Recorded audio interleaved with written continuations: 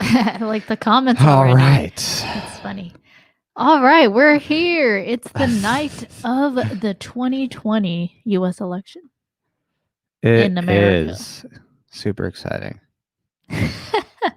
So exciting. Is that the feeling? Excitement Not really. or angst? More like Angst? no matter what happens, it's probably not going to be a good time coming up. Right. But that's a thought. What's the feeling? At this point, I don't have any particular feelings yet. We'll see. I see. I have angst. Angst? You're angry? No, anxious. Like Oh, angst. I feel angst is not anxious, though. They're two different words. Oh, really? Yeah. Well, I have angst. Okay, so you're angry? That's that. Oh, that's anger? Yeah, angst. Oh, this whole time. I thought that was like, no, angst, feeling anxiety or apprehension. Oh, wait. Oh, I know my English. I went to American public school. It is. I guess my. I read a lot of books. I guess for some reason I confused it with something else. Oh, okay, Anger? wait. Or anguish, like pain, like Oh. Right, that's what I was. But that's not anger. No, it's not. I see. Well, hey, welcome everyone. That changed my life. So that's what I'm feeling. Angst. Anxious. Okay. In this case, angst is the appropriate. A troubled state of mind. So. Yes, please. What's up, Adrian? What's up, Polly? What's up, Joust 1000? What's up, PP with Todd? What's up, Carolyn? Funny. What's up, Professor? Hey, Adrian. What's up? Or should I say Fatty? I love that name. Fatty Garcia. What's up, Hergetpa? Welcome. Man. Oh, Hergetpa. I'm trying to put up a banner here just saying what we're doing, but I lost it. Okay. Hergetpa. What is here everyone know? Helping everyone remember government is the problem. Again, I guess. That's funny. Are you gonna run under that? Are you gonna do that 2021 or 22 or 24? It's a great way to keep the slaves distracted. It's like, oh yeah, watch the states change. Hey, what's up, Jerry? From blue to red. Hey, welcome. All right, so we're just watching the live ticker just for kicks and giggles, obviously. You know, it's one of those things where either way, things are not going to be great. There's going to be different types of bad, I think. I mean, of course, you know, Trump could grow a conscience like JFK did, but he would probably get assassinated. Did JFK grow a conscience in his second term? He did it first, term? Yeah. Oh. Or was it? Now I'm like losing it. Now I'm like, wait. That's an interesting fact. I didn't know that. Let's get myself. Maybe he could. I don't know Trump, but right. Yeah, it was just one like. Here's the colors. Brain fart there. So this is the latest. This is from the Associated Press, and it was just updated. So in terms of electoral votes, Joe Biden has 85. And then Donald Trump has 55. And so far, Biden has won Vermont, Massachusetts, Rhode Island, Connecticut? Yeah, that's Connecticut. New Jersey. Okay. None of those are surprises. Those are all like, you know, pretty clear cut. Delaware. Yeah. What is MD again? Maryland. Oh, all those. What's up, Angie? What's up, Lee? What's up, Essential Freedom? Oh, looks like someone else got knocked out of accounts. Yes, lots of people just recently got their social media accounts knocked down. So and Biden won Illinois so far. And no then, surprises there. Yeah, for Trump, he won Oklahoma so far. MS is Mississippi. Like, I got my states down at least, even if I forgot what angst was. Hey, I know what angst is. That's why we specialize in the market. Yeah. And he also got South Carolina, Tennessee, Kentucky, And what is that? West West Virginia. Virginia? Mhm. Oh, wow. Interesting. West Virginia versus Virginia. And it's currently showing right now with Florida, Georgia, North Carolina leaning red. It shows Indiana leaning red, Ohio leaning blue, Texas leaning blue. That seems kind of weird. Oklahoma red, but we'll see. Ohio's leaning blue. Ohio currently leans blue, but again, who knows? As you know from last time, the people making predictions weren't exactly all that great. So thanks for the compliment on James? my southern accents. I appreciate it. I try. I grew up with that. Yeah. Southern accent. Oh wow! Facebook deleted her GitBA 3.0. Yeah, I mean, obviously they pulled no stops. They went after us, trying to take us down and stuff. They were doing everything they could to manipulate for the election. So yeah, but oh well. Yeah, we're just gonna come back much harder in 2021. Welcome, Mike. Change more minds. Says, "What's up, Jack and Noodle?" Yeah, those are ramen noodles. But I get what you mean. You probably meant pho. Yeah. Cool. So yeah, we're just gonna sit here and watch this. Watch things change. Talk about what's going on in the world. Make predictions about things. I mean, probably not necessarily like predictions about who's going to win per se, but more so prediction about things coming up. Like for example, it's going to be a cold winter. Ooh, look at Joe Jordan. It's going to be a very cold winter. I just want to see. So just letting you know now. Oh, cold winter. Oh, so yeah. No electoral votes yet. Not surprising. Not surprising. Yeah. But 154,682. Interesting. Wow. Individual votes. 0.9%. Wow. I mean, think about it. You think of all those libertarians in a room. That's like not even a city. It's okay. That'd be a very big room, like way bigger than a football stadium. Stadium? Oh. Yeah. Someone said Florida officially red. Yeah, I mean, I would just be shocked personally to see Florida switch right now because just Trump's rhetoric alone about, being open versus closed. Florida, it's a very touristy place and you can't shut down all this stuff. Right. And it's sunny, so makes it's like, Floridians money. Like you can't. There's no reason. Right. That pisses way too many people off. There's way too many people in Florida who rely on activities involving events and lots of people being able to freely congregate. So you destroy that, you destroy everything in Florida, because it's such a high tourism industry. So Joe Biden's rhetoric definitely would not sit well in Florida. But is Georgia now leaning blue? On the refresh? It's going to be changing like Georgia's crazy all night. Leaning blue. Who knows? Now. That'd be wild.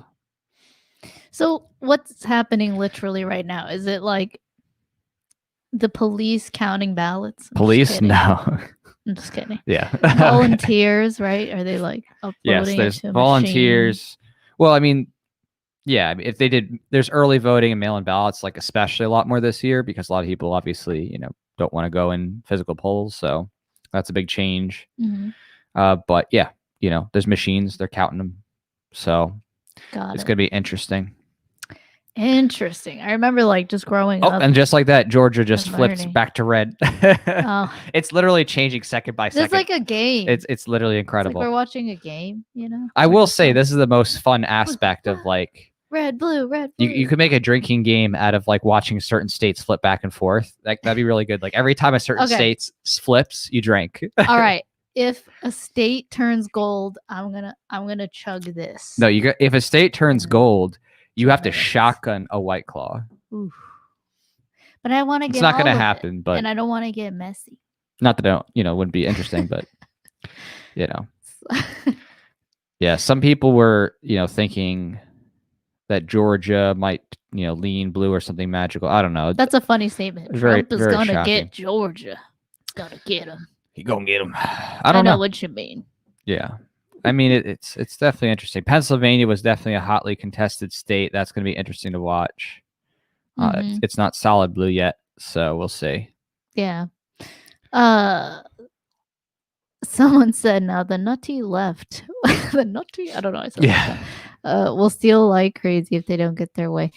that reminds me, like, a lot of people are anticipating, from business owners too, boarding up shop, anticipating that there will be violence if Trump gets elected. Oh, there definitely Like, that 100% there will will be be, like, riots straight up. from Yeah. people who really hate Trump, because there's like so many people, if you think about it, like hundreds of thousands of people that just think Trump is a literal dictator. Well, I mean, he is. I mean, It's it's just just a compared to what? It's just yeah. the outrage. Was it against him or was it against previous people? And we were just watching a documentary last night where about Clarence Thomas, a documentary about his life and how he got onto the Supreme Court and some of the things he experienced in the political sphere in America, like when he was working for Ronald Reagan. Mhm. He witnessed people calling Ronald Reagan like racist, and there were protests with signs that were. It was kind of like, whoa, this is like, what was it, 80s.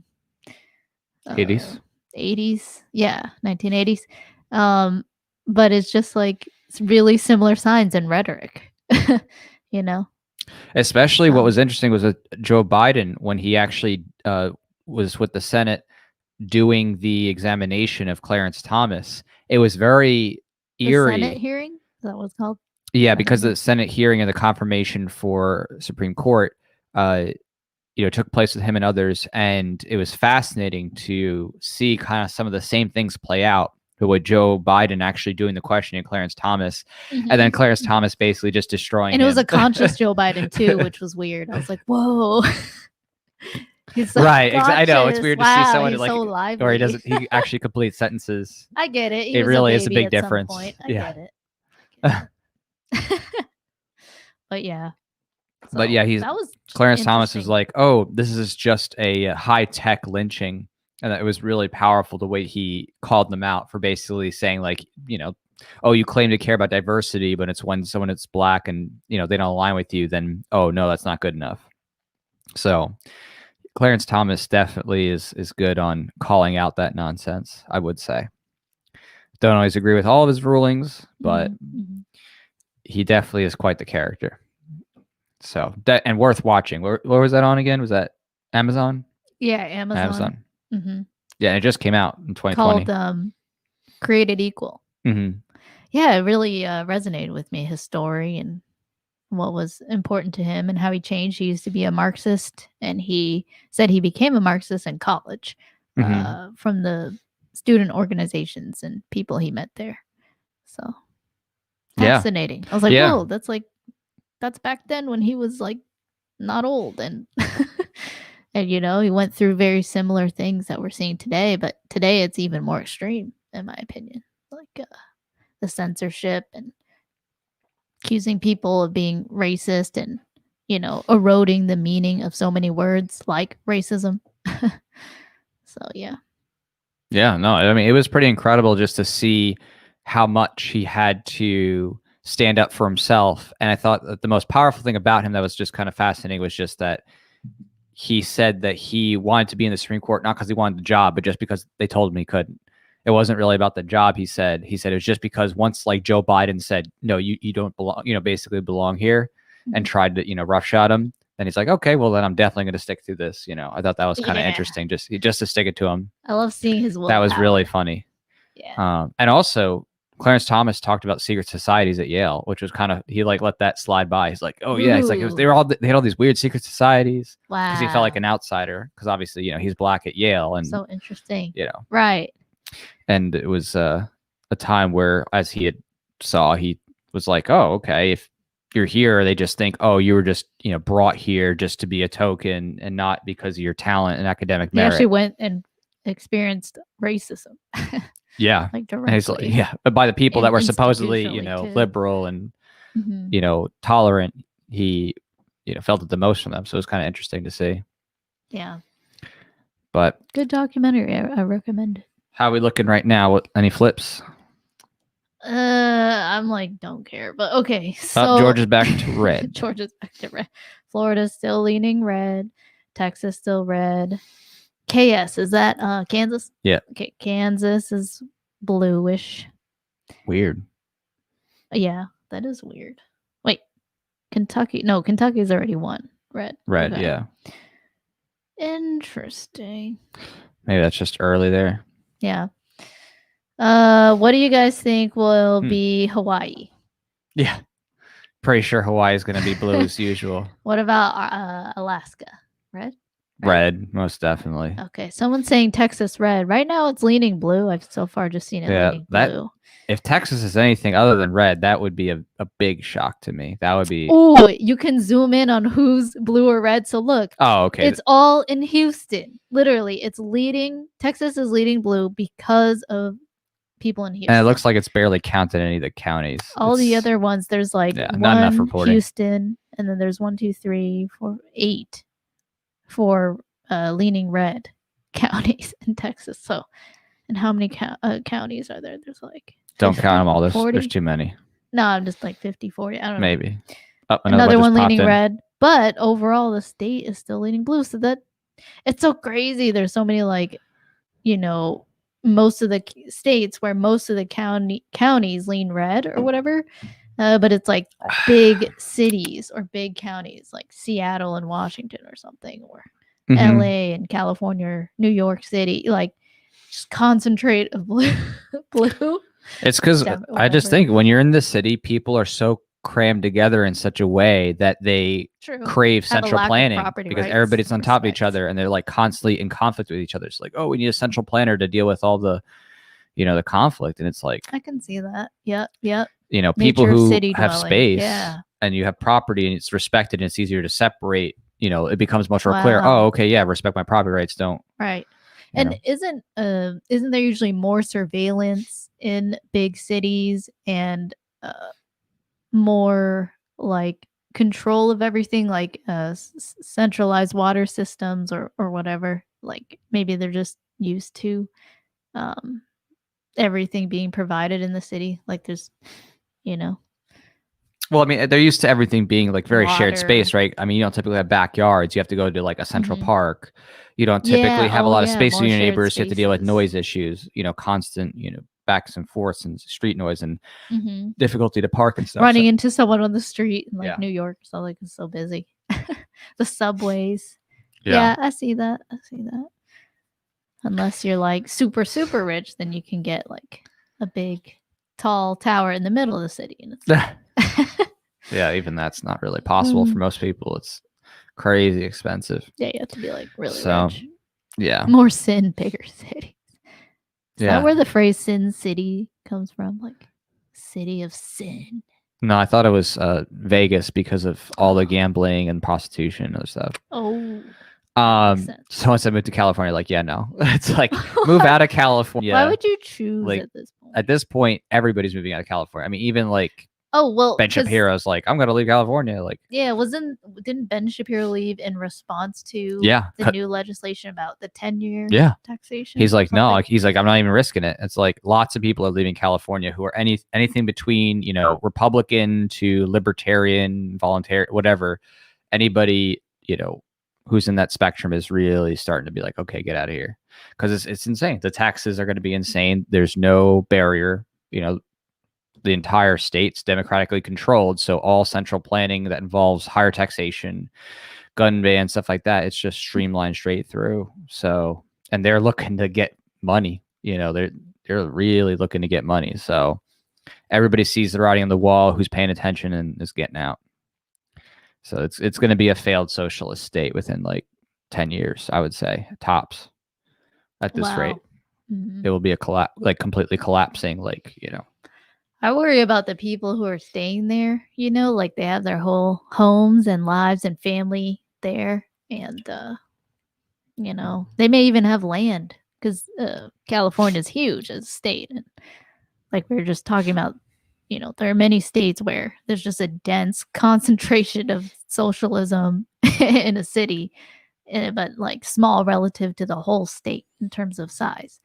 And, so I just know there are so many libertarians in California, like, or people who are just, generally leave me alone, even if they don't identify as anything. They're just general individualist, like leave me alone, don't steal, like let's just create and build together. I know so many of those in California, and it's just kind of nuts. Like what's going to happen to them? I think Missouri just went red. Texas just went red. Texas, well, Like lean red, not lean. went. Yeah. Well, visually it went red. So some people are asking, what are we looking at? We're just looking at the AP, wire of their updates. So Yeah. If you go to now we're gonna get our channel taken down because you showed that. No, Google. No, Google Live update election. Yeah, it's just Associated Press reporting's all. Yeah, you could go there. So, and it updates live. So, Joe Jorgensen, 210,000. Wow, interesting. That's incredible. That's a lot of libertarians. That is. Can we all move to one state? Oh yeah, that was New Hampshire. That was supposed to be New Hampshire. New Hampshire is now leaning blue. Yeah, New Hampshire, unfortunately, is in a very tough spot.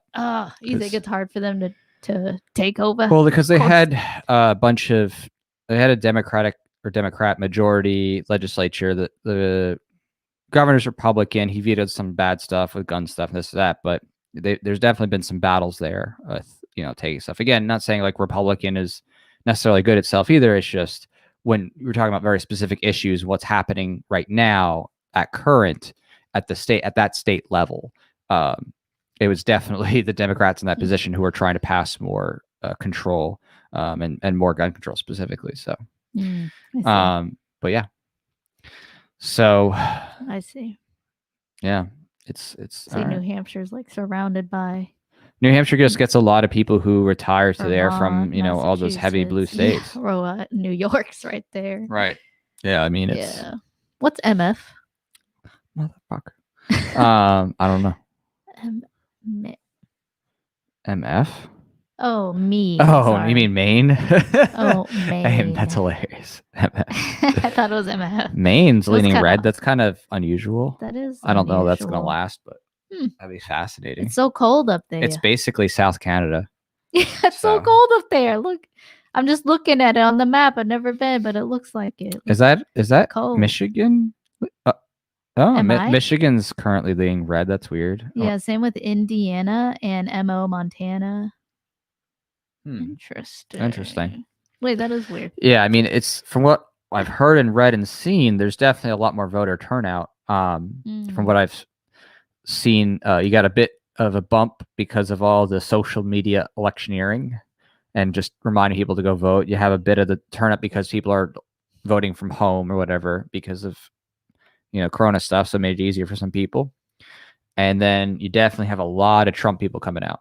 So there's a lot of really passionate people. They're really energized, especially with the shutdowns. It looks like across the board, there's a lot more voter participation.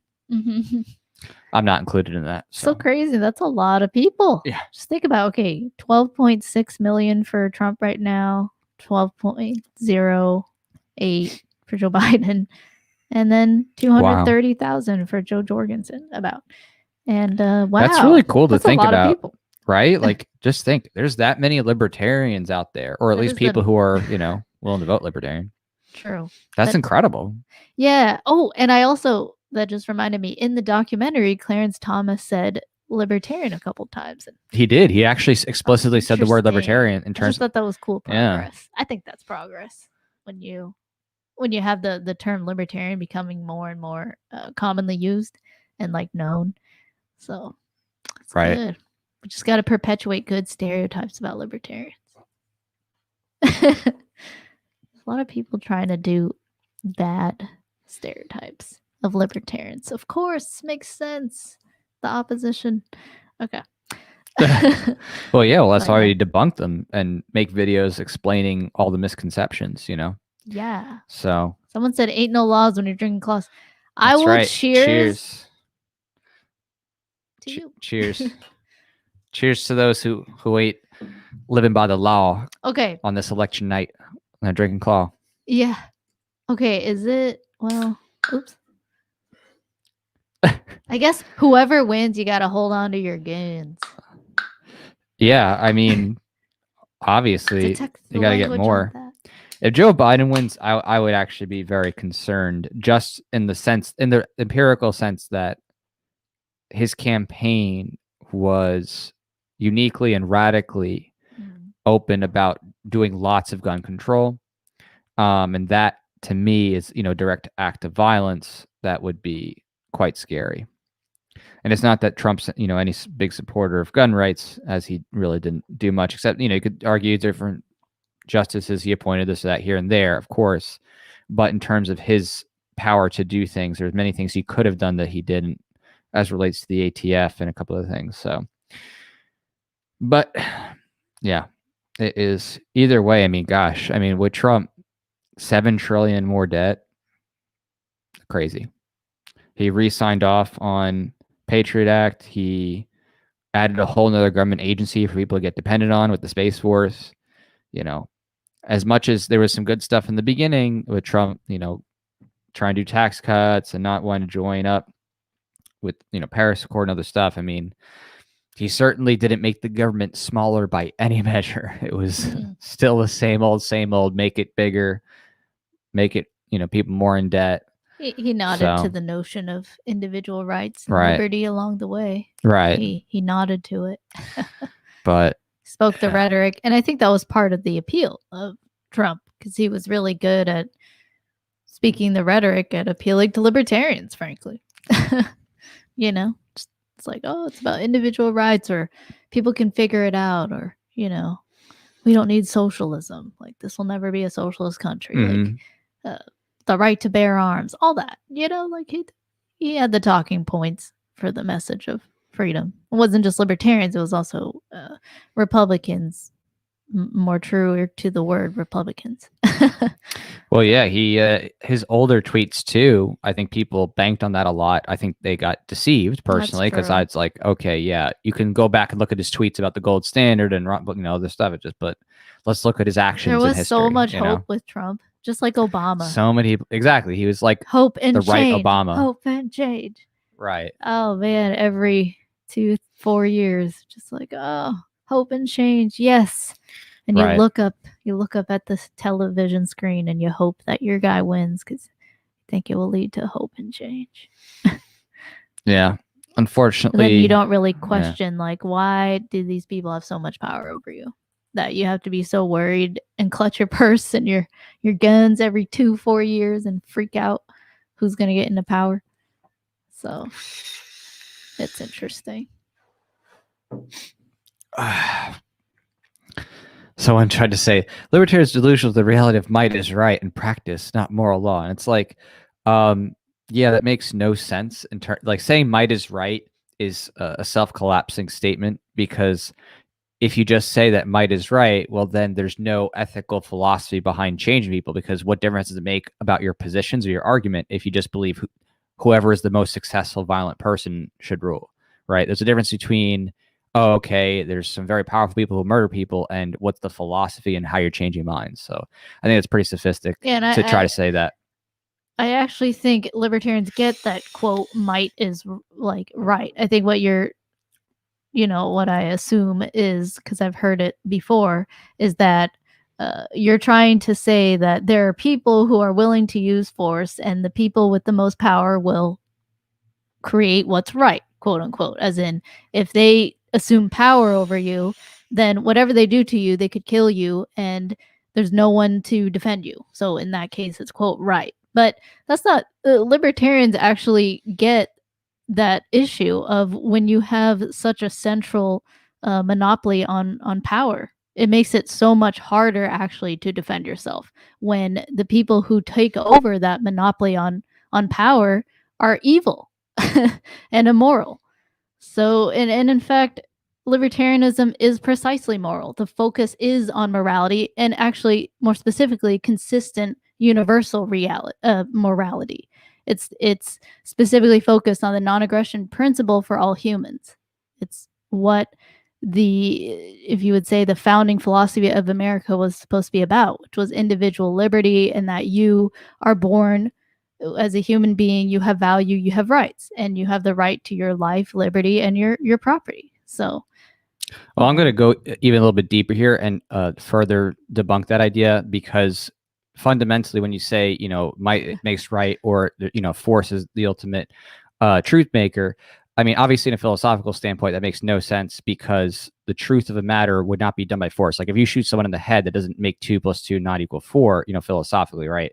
But beyond that, when it comes to force itself, that doesn't say what the ought is, right? Just because there's a very powerful entity called the state doesn't necessarily mean that that makes them A, right, ethically or morally, and B, it also doesn't speak to how that can be manipulated or controlled, because just because you're very powerful doesn't mean that those people who are within those positions cannot be themselves influenced by ideas, right? So just because they themselves are powerful doesn't mean that they're immune to having their minds changed or having a type, if we want to go sci-fi here, we can even say that, their minds are literally changed by some remote control device, but whatever you want to say, whether it's ideas changing or whatever, biological, physiological, again, mind control is actually even more powerful than might.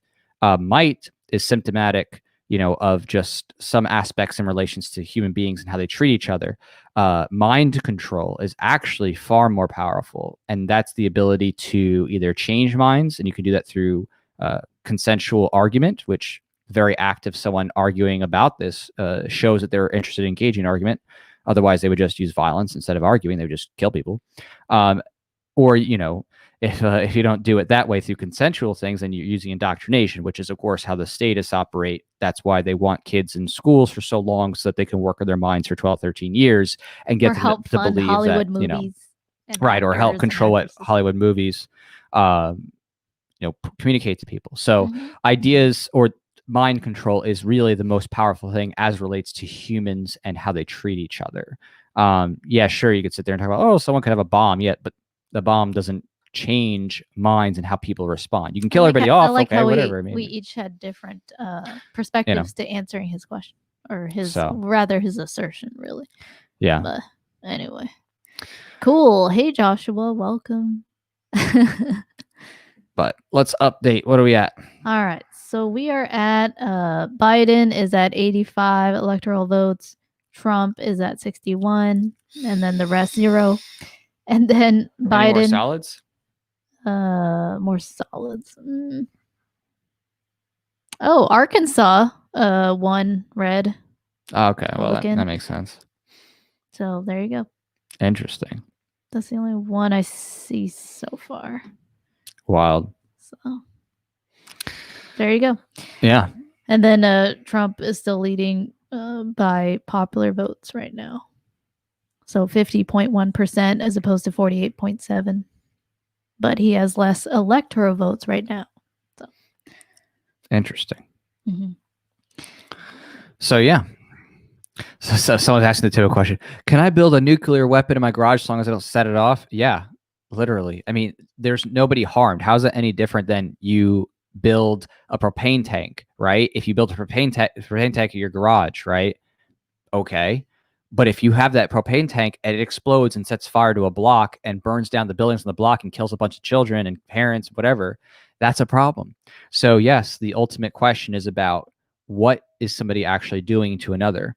And like the hypotheticals about bombs and all this stuff like that, like it's just so ridiculous because all that development is from a distortion in market incentives, right? In the market, there wasn't an incentive to build a nuclear bomb because building a bomb is very expensive. Like the original and atomic bomb. So what's your ROI? Well, and also if something goes wrong, what happens, right? It could also blow yourself up, right? So it was very expensive. It required the United States government working with about 100,000 people, many scientists from Operation Paperclip coming over from Nazi Germany. And it took what is a modern day equivalent, like $30 billion worth of money, adjusted for inflation. We're talking about an enormous scale project that it took to make the first atom bombs. And that only came from mass theft and the mass shroud of legitimacy from the state, right? It required that level of left hand doesn't know what right hand's doing and mass theft across so many people that you have enough resources to even put something like that together and focus on it.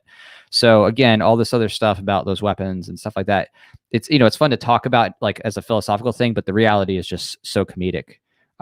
You right now have literally nuclear bombs in the hands of crazy people, as far as we're concerned, ethically, morally crazy people who run states. Those people are morally insane and they have nuclear bombs.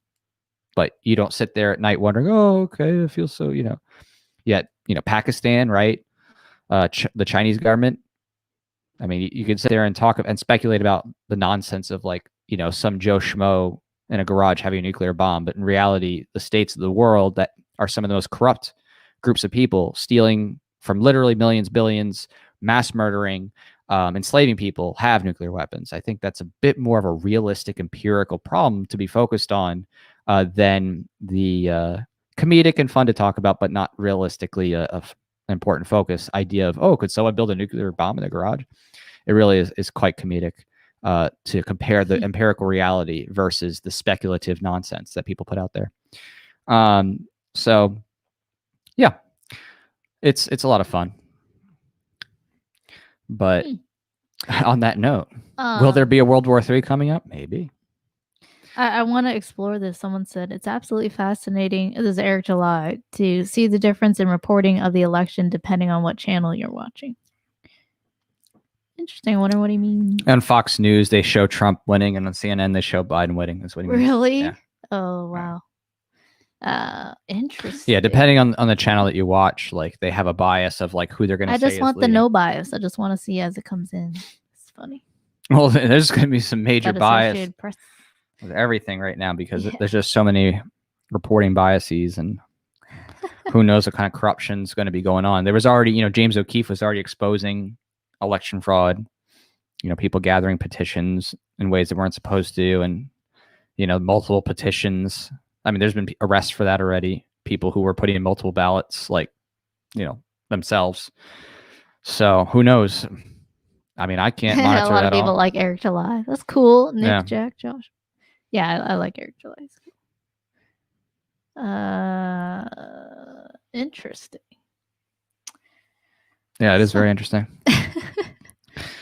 Speaking of interesting, are you excited about the music video coming up? Oh, yeah. So we bought all the clothes and costume. Most of the props. Clothes and costume and props. Yeah. So I'm excited, getting ready for that. We'll see how it turns out and how far it goes, especially when my 10.8K follower Instagram was just deleted out of nowhere. Thanks. Yeah. But so anyway. Yeah. But yeah. Well, I mean, we're going to be working on that coming up pretty soon. We just got a couple more things to come in terms of equipment, but then we'll be shooting the mask order music video. So if you didn't know about that, she had recorded a song railing against the mask orders. And so we're going to be making a little music video to it. We're definitely going to try our best to piss off as many statists as possible and mask Karens out there. Who knows? It might get us in trouble, but I mean, that will actually be interesting to worth see it. How that song, plays out. Because I think we posted a snippet of it for the campaign video, the music video campaign on Indiegogo. That ended like 2 weeks ago. No, 1 week, 2 weeks ago. But yeah, and that hasn't been taken down yet. So I wonder how the full thing would be treated algorithmically based on all the words.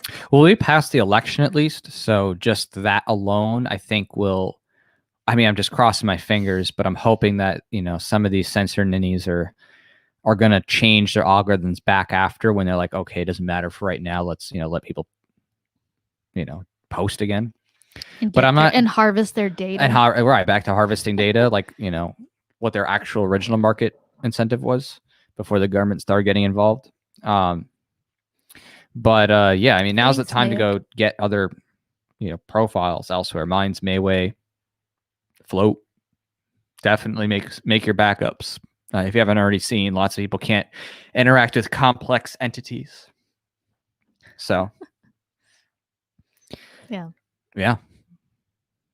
What was the complex entities? I heard about that here and there. But so complex entities was a censorship label where Facebook started banning people for about a month, and you couldn't interact with certain groups or pages. It was like such a weird phrase, complex entities. Yeah, it's like just how that's written alone should tell you that it was written by the data scientists, right? Like no regular person is like, let's label this complex entities. That's so true, right? It's so obviously complex written. Entities. Who's gonna write that if they're, you know what I mean, like copyright or PR person? Like nobody. It's so clearly written by the data scientists who came with the ML models for censoring people. who's going to write complex entities? I think that went over their heads. Mhm, So, mhm. but what it means essentially is that they were intentionally censoring people who were actively engaging people in a way that you would actually be able to have argumentation, change minds on a broader scale. So they went after people who were doing stuff outside their hometown, outside their, typical home pages, anyone who is really just engaging with a broader, more diverse geographically Facebook environment. They went after those people and silenced them because they're worried about people jumping into other pages. Just like, as you saw, like whenever police would post like a marijuana bust, thousands of libertarians and stuff would go and, crap on them. That's true. And that's their long-term profiles of their family and pictures and connections. Right. So they just like wiped out someone's whole network. Because if you think about it, that is your network. Like your Facebook, your Instagram, your Twitter, your, Minds, whatever. Whoever follows you there, that's technically like your mini virtual network there. Because when you make a post, you expect that they'll eventually see it. And so you can communicate really fast and try to persuade your own network. So, I see that they didn't like that as a risk. If you think about every libertarian, we each have our own loved ones, family, friends, people who aren't libertarian right at this time. And we try to influence them, whether on issues, getting them more and more libertarian. So thanks, Ryan.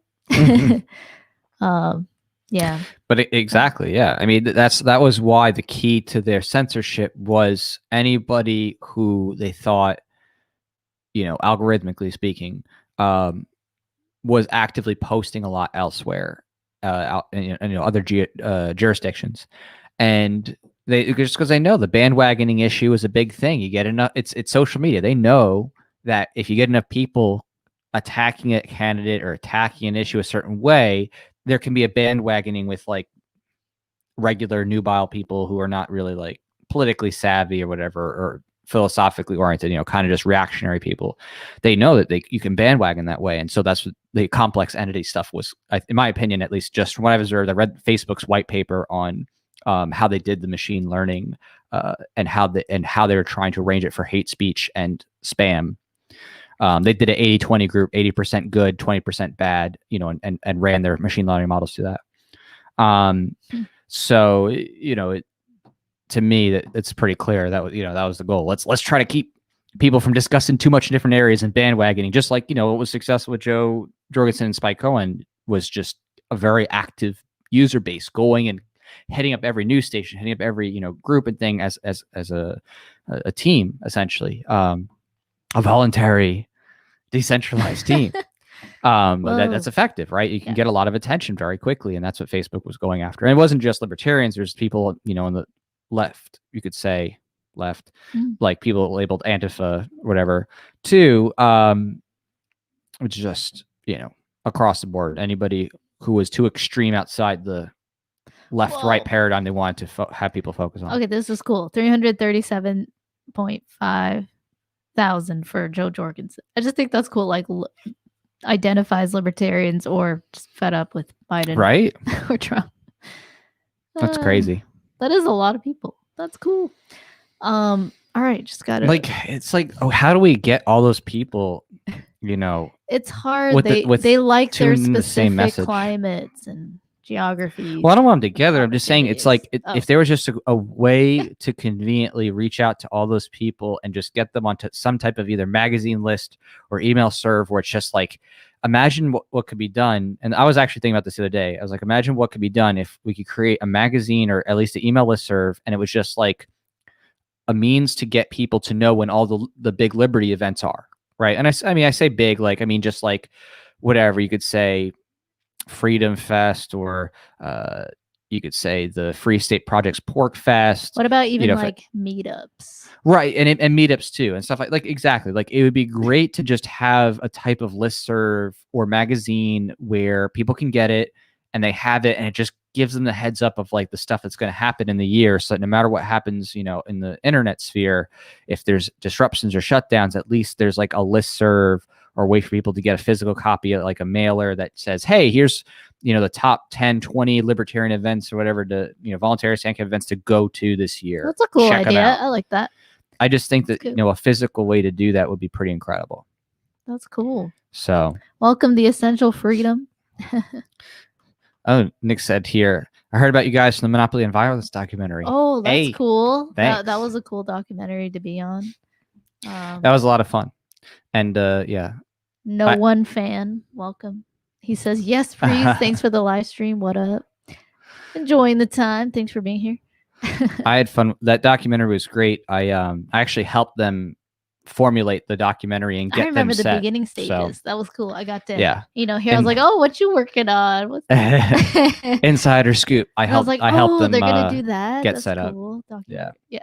Just gave them the initial guidance and structure to be able to get it going and do it right. So, and then we ended up in it. So that was fun too. Look, even in the market of liberty, you see all the specialization, You got rappers, you got well, that's just it. We're seeing it right now, right? There's so many people. There's hundreds of thousands of people already. That's a great idea. Who are identifying as this. I mean, could you imagine if you got even half that on a listserv of sorts, either a magazine or mailer or email listserv? And again, it's not for spamming and stuff like that for every little thing. It's just, hey, maybe quarterly, or every, I don't know, 4 months, something like that. I think you could approve, have a way to approve people who join, who are event creators, and you just review what they would post and go over the basic rules of not spamming, and then you just let them. I was thinking because again, it has to be more physical because we're trying to move outside of the digital space where it could be censored, right? So the goal would be, if you have something physical, there would be a period where someone could be contacted through the website, and then they would go through with those event coordinators and just, verify, make sure it's a legit event, make sure that, it's credible. You don't want to be promoting crap, and then compile that list within a due date. And then you put out the mailer or magazine again, once every 3 or 4 months, something like that, just throughout the year to let people know in advance, several months in advance, maybe, 4 months to a year in advance. An actual physical mailer? Yes, a physical mailer, because that's that's literally the way to get people to be able to be informed about what's going on, but not lose it within all the different, you could say, social media censorship and things like that. So. Ooh, 1% Libertarian Party. Hey, wow. 1%. 1%. Hello from Brazil. Thank you, Pastor Anarchist. Oh, anarchist. Nice. So what's the latest turnover? That's a funny question. Okay, the latest, that's a lot of people. So 85 electoral votes for Biden, 61 for Trump, none for anybody else. Biden is 48.6%, Trump is 50.2%, Joe Jorgensen is 1%, Howie Hawkins' Green Party is 0.2%. Other candidates, isn't that Kanye West? Okay, 1%. But that's 47,000 people for other candidates. For Joe Jorgensen, it's 351, or about 352,000. Trump, it's 18.4 million, and Biden is 17.8 million. So Trump is leading by a lot for popular votes, but he's more than 10 less for electoral votes than Biden. Interesting. And no electoral votes for Joe Jorgensen. So what does that mean? All the people in the electoral college, none of them are libertarian? Well, because it's the states, typically it's the states, how they vote, then the electors, unless their state has a requirement that they vote based on, what all the results were from the counties, then they typically are able to elect and choose themselves. But, traditionally, most of the time, the electors follow what happens in the state in terms of who wins. So I see. That's a lot. It's interesting. Now I want to figure it out. What do you want to figure out? How the whole system of getting into power works. I get that it's an attractive game. It's oh, how do you get the ring of power? And then if only you got into power, you could change it all, I think the road to power, just based on what I've read about how people get into political power, is one filled with a lot of corruption, secrets, and all that. So, yeah. So what you looking at now? Just looking at the live update election. Okay. So anyway. But yeah. What are people gonna do if Biden wins versus Trump? Like, what's your reaction? Yeah, that'll be an interesting. Versus Joe Jorgensen. I am curious. Like, what if she just won? I mean, there's no way. Yeah. But what, like, would you just be like, something happened that doesn't make any sense? That's literally like 18.8 million to less than 500,000. That's a lot of people that voted. I feel like that's about the ratio of libertarians I encounter versus statists. 1 in 100?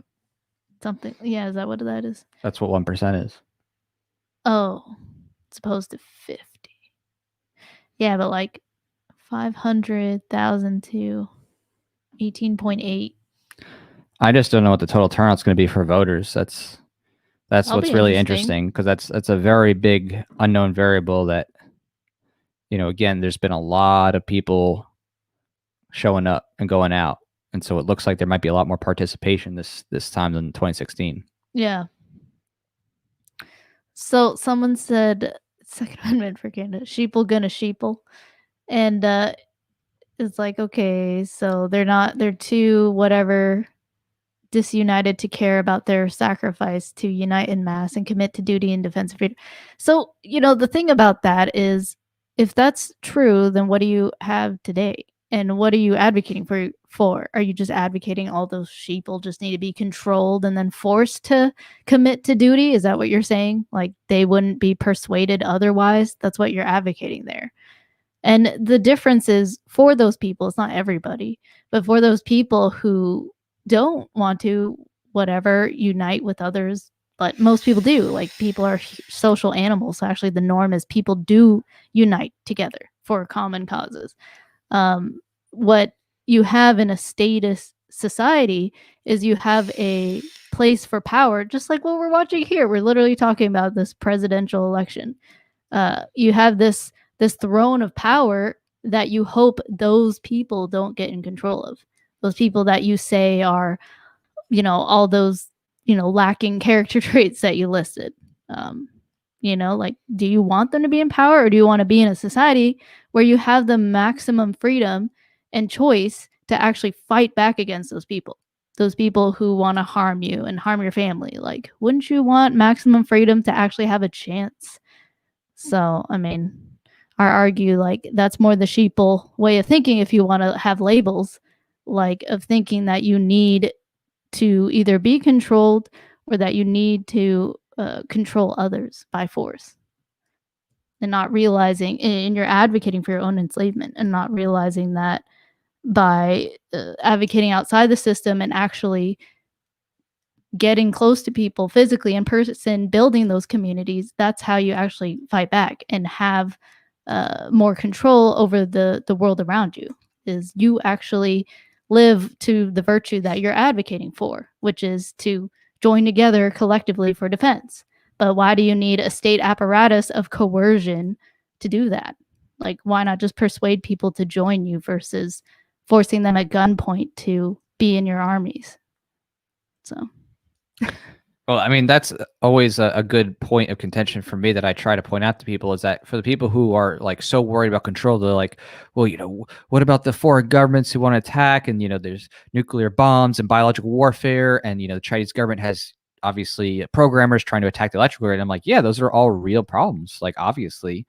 But you're not going to be able to stop the Chinese government by literally recreating the Chinese government with your own government. You know what I mean? It's really funny. It's like, oh, okay, you don't like what they're doing in China with silencing people for speech and criticizing the government and making them, disappear, and then putting millions of people into internment camps. Oh, okay, wow. And well, then the how about not and advocating for the same thing here and giving a government the same power to literally do exactly the same for things all that you're the worried socialists and communists that you Yeah. hate to get into power, like what you're seeing now, this right in front of you, Biden versus Trump, Democrat versus Republican. You're seeing such a extreme in what they believe, Of course, when it comes to power and who gets into power, they're going to do very similar things when it comes to spending and coercion.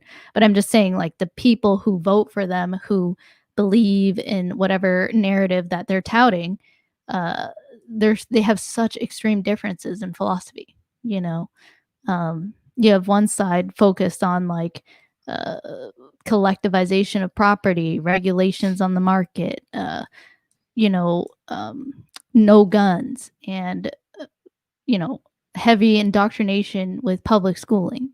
And you have other people on the other side that just want to be left alone to create their business and think, you know, the government is supposed to just protect their freedom and ability to be free and handle disputes, violent disputes.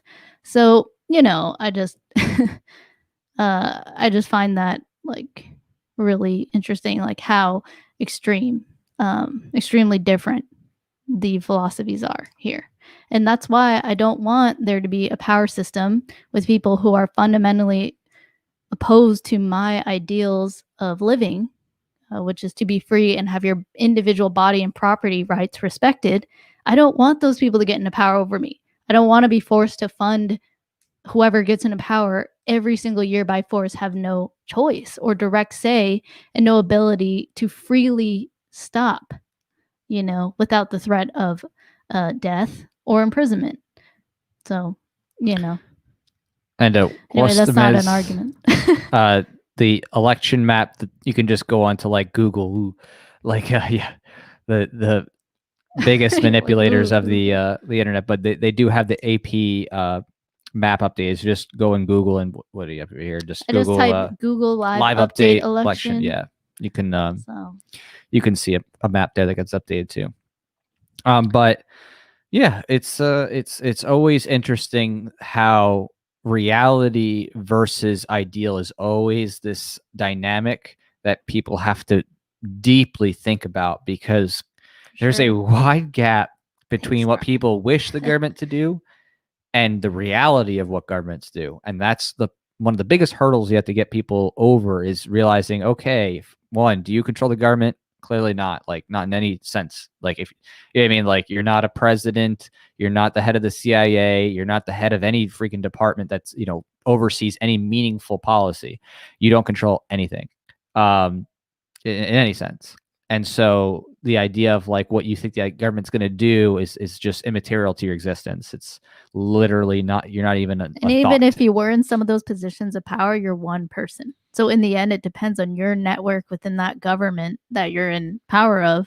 Like, even if you're the president, you have to form coalitions with other people in the government. Like, there's a power struggle in the state, you know? So it's not even, when you say government and a centralized power, we have to remember that it is actually making up of hundreds and hundreds of people sometimes, depending on the form of government, you know. Of course, some places one dictator and a military force, but other places like all people with different realms of power and control, and they fight and sometimes try to persuade each other to vote a certain way, like in Congress, like, you know, with whatever manipulative means they have, whether through words or blackmail, probably more likely blackmail, but you know, so. Or they just put a bullet in your head like JFK. I mean, True. Again, if you're a huge, you know, direct threat to if you end up dismantling their changing course, and instead of, you know, like JFK, right? The CIA, that is the intelligence community, I could say at large at that time, thought that you know, JFK was easy to control for the Federal Reserve because there was plenty of his history of infidelity. And so again, anybody who's in power, there's usually blackmail, right? I mean, this should be no longer even a conspiracy theory, right? If you know about Jeffrey Epstein, I mean, my God, hopefully that made it click for some people.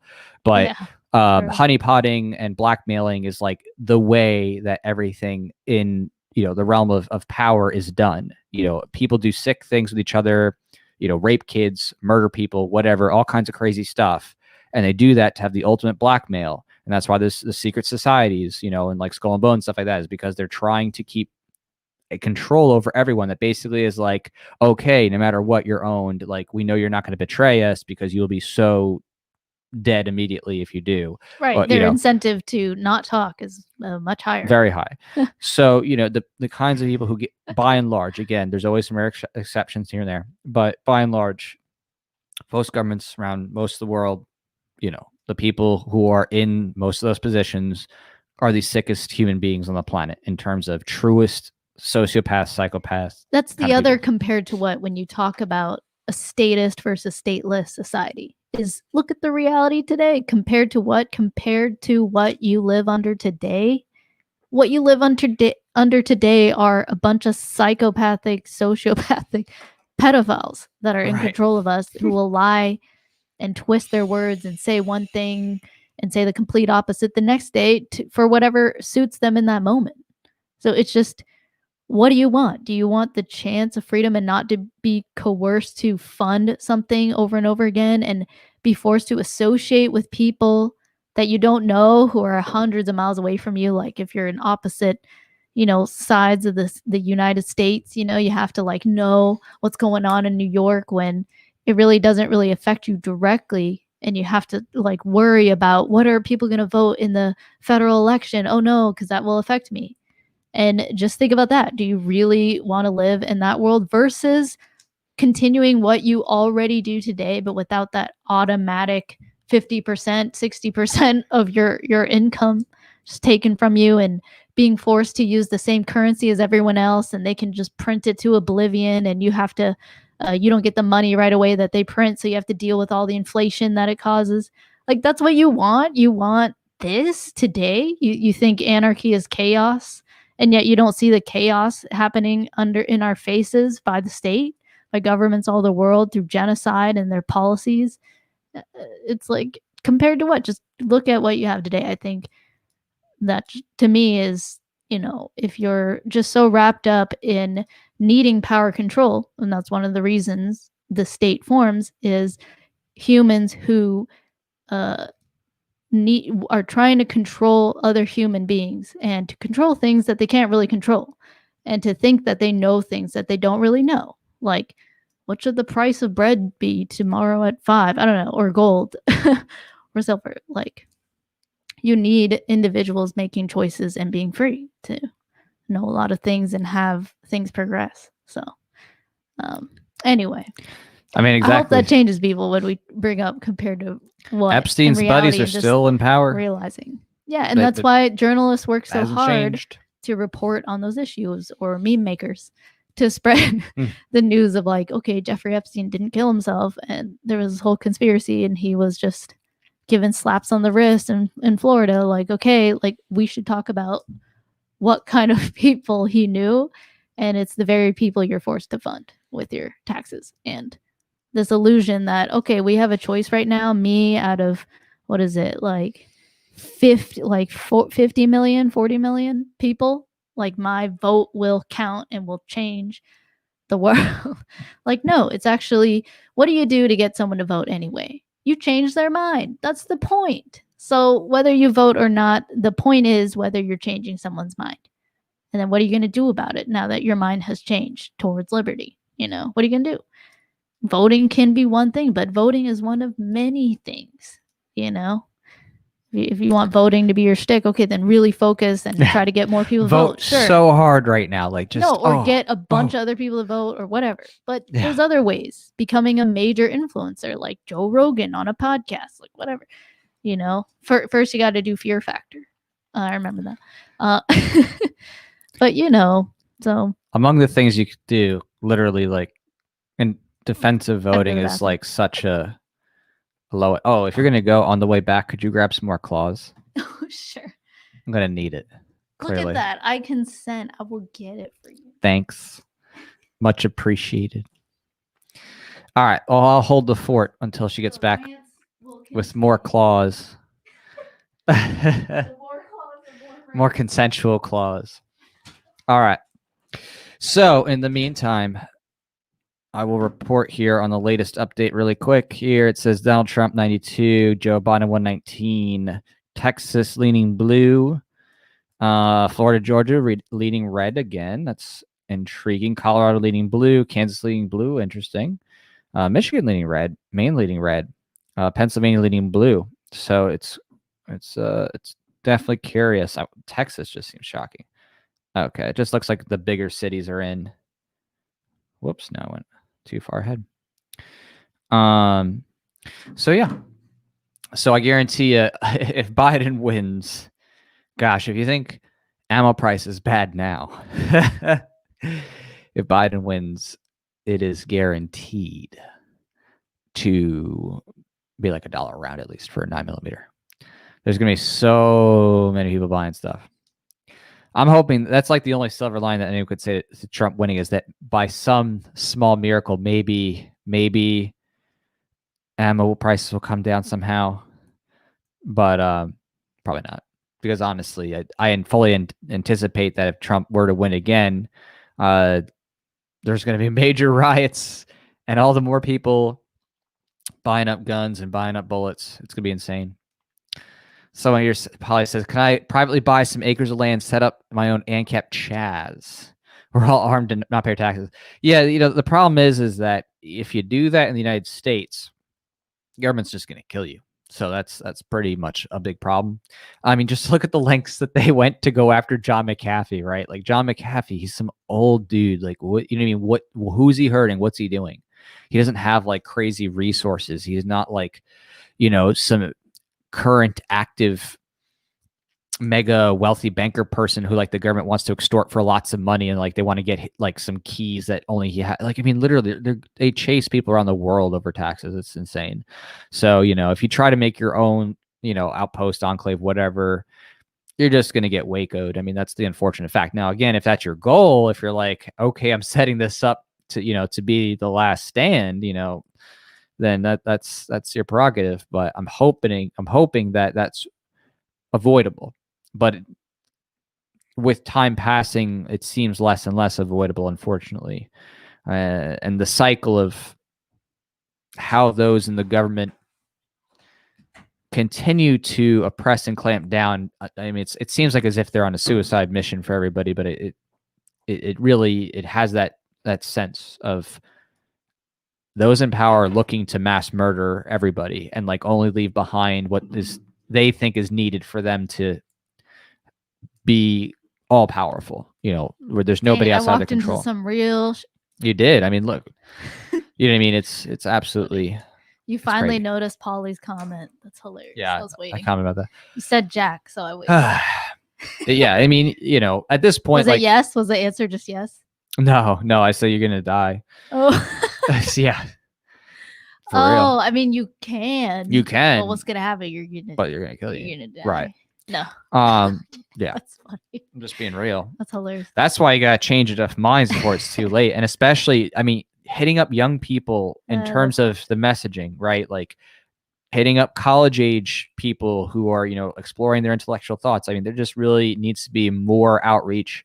Like there hasn't been, and it's very scary because groups like Students for Liberty used to have events all the time. They stopped doing them. They stopped doing major campus events. It's been very upsetting for me to see a lack of commitment to engagement with people in college right now. So back to you. You mean by like organizations, and who do you think is best able to do that? Do you think the college students at the college are best? Well, college students have different things. There might be a Young Americans for Liberty chapter. There might be college libertarians. There might be, Students for Liberty and a couple other affiliated, similar-ish groups like Federalist Society or something like that. But I would say in my experience, because I was very active with those things and did a lot with student events back in the day, there has not been as much activity, and it is bad. Like it. What do you mean, just this year, or in the past 2 years? There's been a dramatic decline in campus outreach. There's been libertarians for bringing in speakers to promote foundations of economics and ethics and libertarian ideals and values. Do you think it's just getting more politically one-sided to I don't know Republican or Democrat? I gotta talk to some people. Being in the culture war or something, like people. I don't know. I don't know why they stopped. They stopped doing regional conferences, and the number of events has just dwindled. I'm not exactly sure what it is because I'm not there directly. But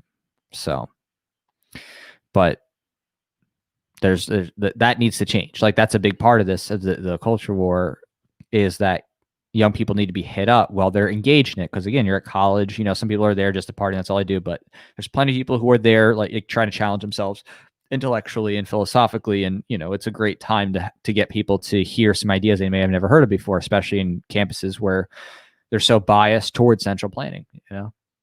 Yeah, definitely. I wonder if like more libertarian minded people would just not go to college, or like maybe people aren't even getting to college yet before they become libertarian, and so they don't even go to college, they just work. I mean, there's definitely plenty of libertarians there on campus and stuff like that, but just at an organizational Thanks, level. guy that comments. Yeah, at an organization. Yeah, it's not been as strong as it was. I mean, back again, I'm talking in the years of like 2018 through 2016. Or did I say 2018? Oh my gosh. 2008. I'm like losing it. 2008 through 2016, I would say were some of the golden years of campus activism. And part of that is, of course, Ron Paul revolution stuff. But again, there was a lot going on between 2008 and 2016 in terms of campus activism and just many student groups really hitting it hard with all kinds of coalitions with, Students for Responsible Drug Policy, FedSoc, college libertarians. Yeah, like there was just so much going on, and a lot of that has dwindled. And I think there hasn't been enough mentorship and continued push for people to bring up the helm each year and work hard to bring more intriguing events. So I think I'm going to have to actually maybe me and maybe you maybe go do some college campus tour. Ooh, that'd be fun. Bring philosopher to your campus. I think that could be pretty good. What if we did like mini rant? Okay, 5 rants and and then a hangout. That'd be cool. 5 rants and a hangout. Yeah, we like find where there's karaoke. Oh, that's 3 J's. Someone's like Jews for Joe Jorgensen 2020. That's funny. JJ. Johnny said I dropped out. Yeah, I mean, maybe you're dropping out. Me too. I dropped out too. I was like, I don't want to. I think that's what's going to have to happen. Honestly, I think we're going to have to go do some direct action. It's more than ever because all this censorship, right? I just heard that BitChute had problems, 4chan had problems, a couple other more, edgy internet companies or forums have had problems with servers being shut down and stuff. I mean, we're going to have to get in person again. I don't care about the masks. We'll go maskless. We'll do whatever it takes, but we're going to have to start getting in person there and start to educate young people before it's too late. You know what I mean? Yeah. I know what you mean. She knows what I mean. I was just thinking, there's so much to do. There's so many different things you can do. Yeah. It's like, yeah. For me, I want to work for like mines.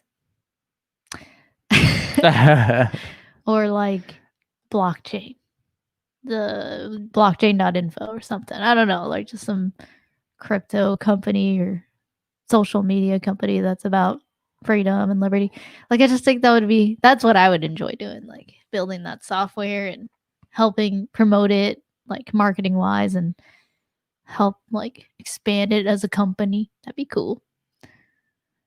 But want to get in and organize. That's kind of what I lean towards doing.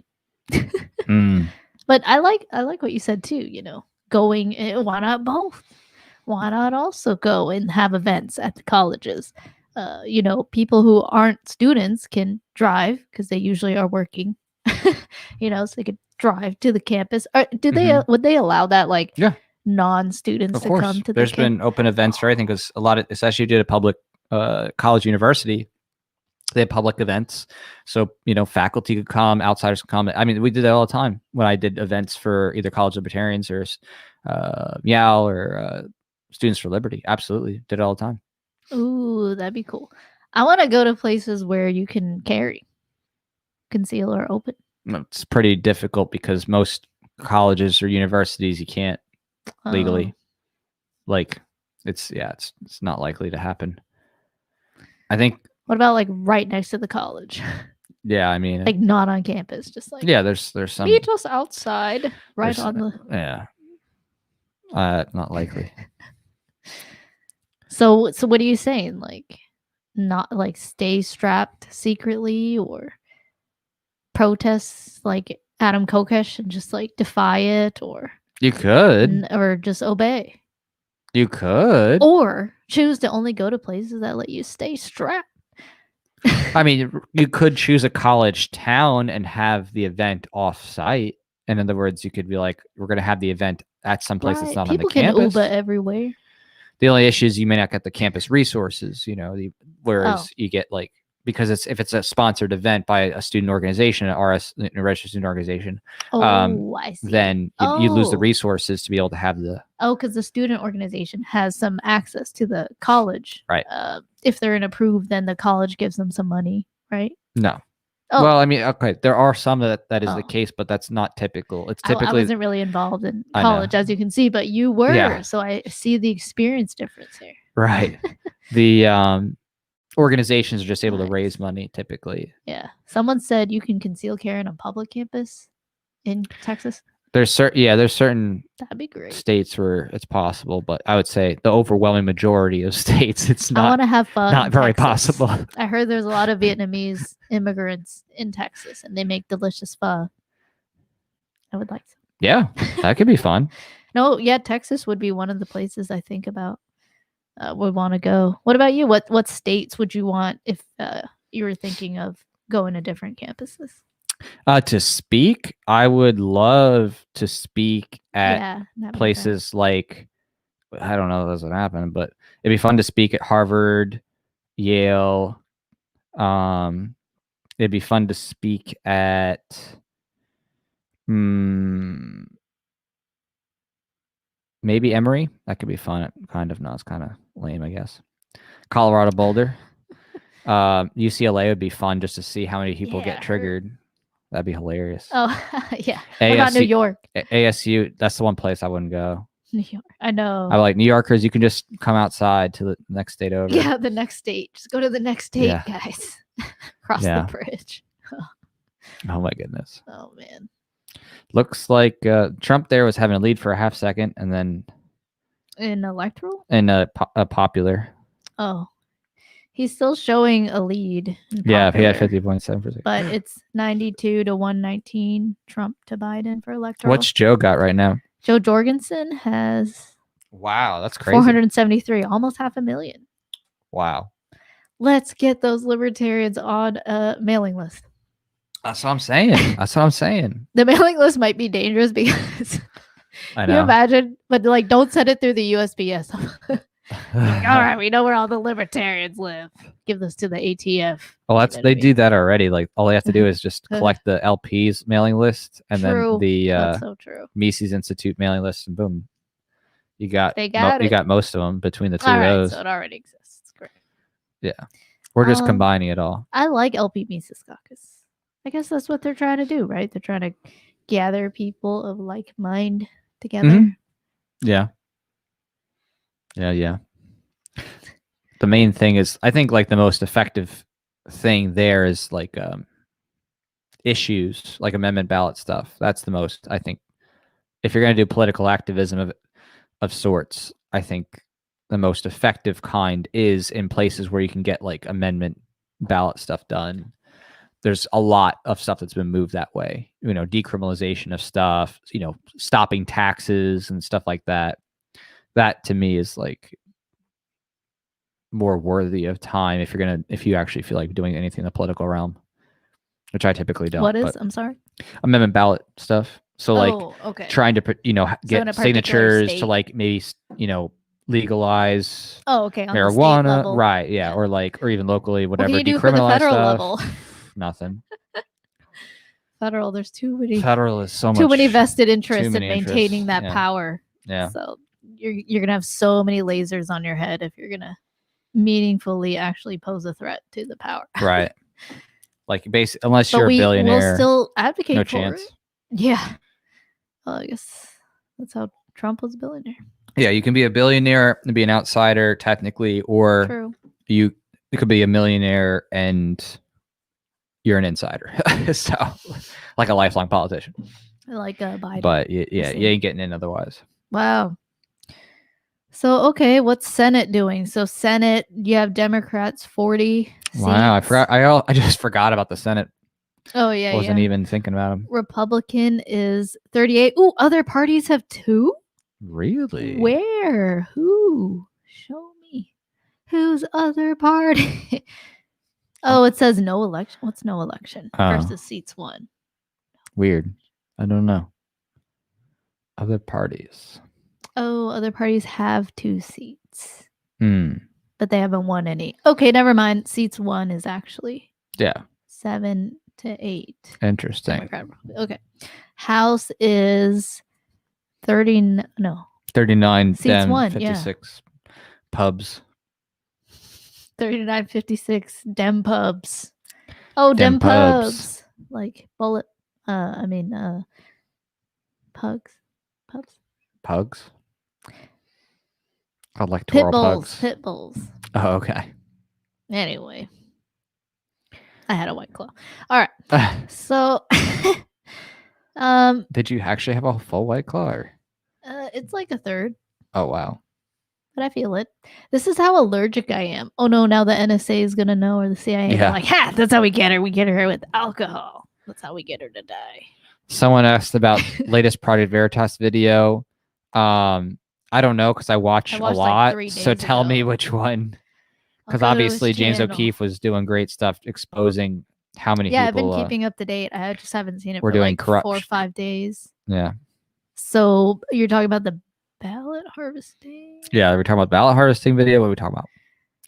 Was it best? I do want to know, especially if there's anything new that James O'Keefe releases, because James O'Keefe always does the system of he releases one thing, lets the media, eat their words, and they say, oh, it's this didn't happen, this is fake, and then he releases Then he has more another, and then evidence. they're like, well, it wasn't that bad, and then he releases another. So he always basically does a media cycle to make sure that the news media eats their words. So this was 35 minutes ago. Oh, cool. Wow. Broward County Supervisor of Elections, so that's Florida, reveals Republican turnout is up. And then, okay, so that's 2 minutes 12. Is that what you're talking about? I don't know. He hasn't responded yet. It also said James O'Keefe. This hat's from the Macy's store. 6 hours ago inside the Broward. Rothbard. Inside the Broward County Supervisor of Elections. So he just went. That's hilarious. And 4 days ago, he sued the New York Times for defamation for labeling videos deceptive and disinformation. Ooh. Yeah, that'll be interesting, actually. I'm very curious. So something that was interesting in terms of lawsuits, so I want your opinion, is on Instagram, they disabled my account and they said they just linked to their terms and conditions in it. For me, they said, oh, there's no possibility to appeal, and they don't tell me the specific reason of why they disabled it. Yeah. Just fucking deleted all the things and all my network there. And they don't give me a reason. They just link to the terms and conditions and this long list of community guidelines. And they're like, in one of these, you probably did one of these, and we're not going to tell you what. Yeah. And it's ridiculous. You can't appeal. Right. And where was I going with that? Successive suing over it. Oh yeah. So it just reminded me. Thank you. I just remember in their terms and conditions at the top, which I never saw before, and I always would briefly look at least at the top of the terms and conditions. It had this new disclaimer. It says you waive all rights to participate in a class action lawsuit or class action something. But it did say class action lawsuit and something else. So what does that mean? So they're saying so they can just change the terms and conditions at any time, and by quote continuing to use the service, you now agree to these new terms and conditions that are ever changing, and they can just waive your right to participate in a class action lawsuit. Yeah, that's their goal. And even though you don't explicitly sign your name like a contract, is that binding, those terms and conditions? You can't actually participate in a lawsuit? I would say probably, but if you sue in California, it's probably not. Why California? Because California is known for having judges who any type of you name it, or just restriction on anything on suit, they just throw it out and rewrite the contract. California is notoriously known for where class action lawsuits start because their justices are by and large very activist judges, and so. Oh, so they would just throw out the contract? They there's many instances of them just rewriting stuff or saying something was, under direct. I mean, it's the number one hot spot for filing class action. because they just make it up. So, as the Amadeus says, the Ninth Circus, yes, the Ninth Circuit circus, yes. Yeah. It's just known as being absolutely So, terrible. but you're saying outside of California, you could not. In many other file a states, class they would action actually, they might lawsuit. hold it up. It might be, I don't know, because I'm not a lawyer in every state, and I don't Well, know about their then that- particular that's terms the because I didn't thing. read it. The but- market has to decide what, people have to decide. Do I, how are they going to react? Are they going to, just stay on and build backups, stay on for their family or whatever, and wait and hope they don't, get deleted all of a sudden and then like censor what they say? Do they self-censor? I think that's one of the things. Or do they just like keep building accounts over and over again and just recreate those followings over and over? Yeah. I'm leaning towards that. But yeah. Probably. Because again, it's a matter of scale, right? Like the company's so big, they can't monitor millions, billions, whatever accounts. It's just not possible. Most everything's algorithmic. So, they don't care. Like getting sued by them is unlikely. They don't have the resources and time to deal with all those things unless there's something that's like really bad and they get bad press about it. They're not going to do anything, So it's one of those just risk calculations that you just got to do, and just you say, okay, do you want to keep trying or do you want to migrate somewhere else? But I think it's worth just trying, but you just have no expectation because they could just decide we're going to change the algorithms today. We're going to update the contract. And if you keep using us, then you agree to the terms, whatever. And there's very little you can do. Yeah. Just making. That's funny. But yeah. This is why, I mean, like contracts are just funny because it's like. This is fun. Thanks for hanging out, people. Guys, gals. Mostly guys. Okay. Cheers. Cheers. Cheers. He's already feeling the claws. No. Yeah.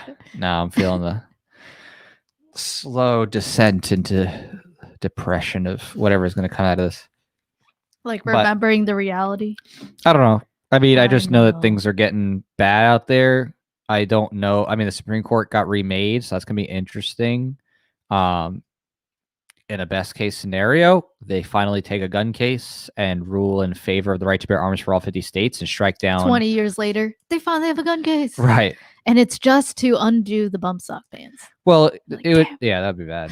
Right. That's I think it. the most plausible 20 years gun later. case they can get would be something out of a Ninth Circuit conflict on banning capacity for magazines and features, for AR style rifles. And I think the strongest argument they have in terms of overturning that is that with Scalia's language of common use, which again is a bad thing, but in this case, it can be leveraged for good, since the AR-15 platform is like the most popular rifle platform in America.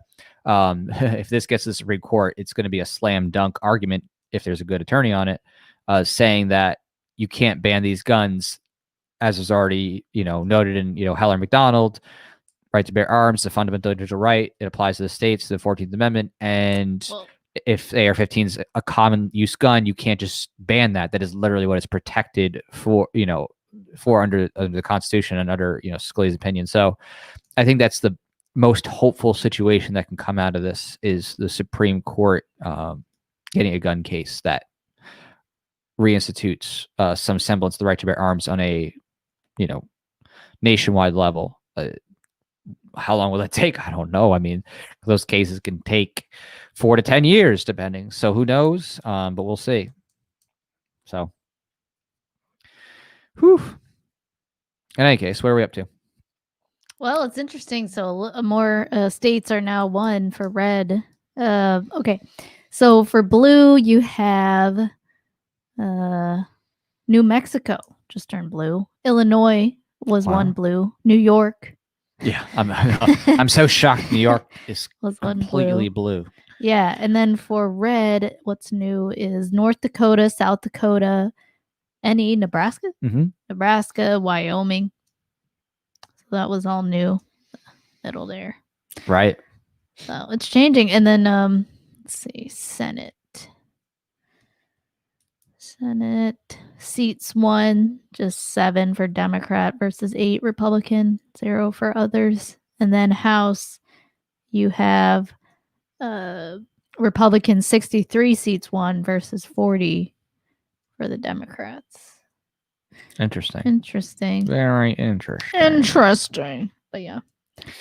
I just can't wait to hear Ballot like what's happening in terms of total number turnout. That's my most, I could say, greatest curiosity is to what extent have people, because especially because of the lockdowns and the shutdowns and stuff. I mean, that's gotta put some fire under a lot of people's like, superficial motivation of, I need to vote because I can't take this anymore. I mean, got to be tons of people. Again, we're talking about everything from people affected by losing their jobs to people not getting, rent payments or mortgage payments, people who haven't been able to see loved ones or travel, had their entire livelihoods destroyed. I mean, there were people who had, events that they would go to or, have, and that was their livelihood for the year. Like they would have maybe one or two events that they would do whatever it is, sales at or a show at or this or that, conventions or trade shows, stuff like that. That's closed down. They just lost their entire year's income or most of their year's income. So I imagine there's some very strong motivation underpinning people's desire to either, have Trump stay in, or if they're, sick motherfuckers, excuse the French, but have Biden. Excuse the French, Google, please. Because they perceive him to be doing more stuff with lockdowns and shutdowns and, shutting down fracking, stuff like that. Again, not that Trump is doing great and things. He even said he would have a just nationwide mask mandate. Psychologically. He's right. Like explicitly on the narrative of let's lock down, let's shut down businesses, let's require people and force people to wear masks, like everyone. So, right. I get that. I get why people support Trump because they think they're just focused on the culture war versus the obtaining of power. I think they're just trying to, participate in that culture war. And they think that if whoever the figure of their side of the culture war is in power will help turn the tide. So, and there's already things we know about Trump at this point for sure, right? We already know he's not against government spending. He's not against expanding the size of government. He's not against using executive orders to control entire industries. He's not against the government spying and the intelligence gathering on Americans.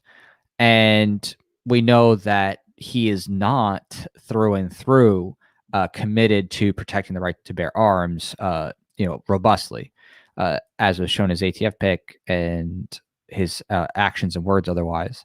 So you kind of know already there's, some things that don't hold your breath. Definitely. Donald Trump ain't going to be saving it's hard to get in round two. Think of how many people are in power and think of how most of them are statists and authoritarians. I mean, think of the people who spend their lives manipulating you and your opinion and pretending to believe something, and when they don't really have values or principles.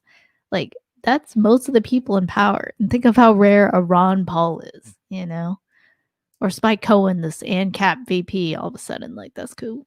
That's cool. Yeah. I actually thought that was cool. I was like, oh, hey, yeah. Spike, Waffle Caucus, ANCAP VP. I just want that to happen. I'm like, all right, ANCAP VP, let's go. Transition. No more income tax. Oh my goodness. All the libertarians cry tonight because, as we see, zero. Spike would definitely get killed, like straight up. Straight up, Spike would get whacked. But I saw him hold trigger finger off the AR. He could defend himself. He just would have to stay strapped like all the time.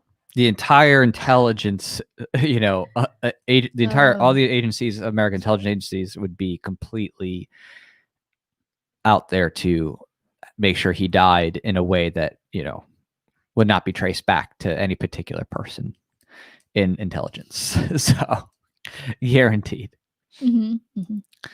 So, someone said, I'm a status. That's a great name. I'm a status. I enjoy wearing my mask while bottom half of a shirt wrapped around my face. That's a mask. That is a mask. That's like effectively what's acceptable. Mirrored sunglasses, hat pulled old hoodie, and Sig M17. Oh, Sig Sauer. I've shot a couple of those. I don't know if I've shot an M17. Have you? M17. No, I've never shot. As far as I know, I don't think so. I just want to touch and hold and try all the guns. Just a few trigger pulls, just to know. Yeah. I'm just like, oh, okay, cool. Someone made that at some point. Great. That costs a lot of money now. There was a time when, The ammo. I yeah. know, right?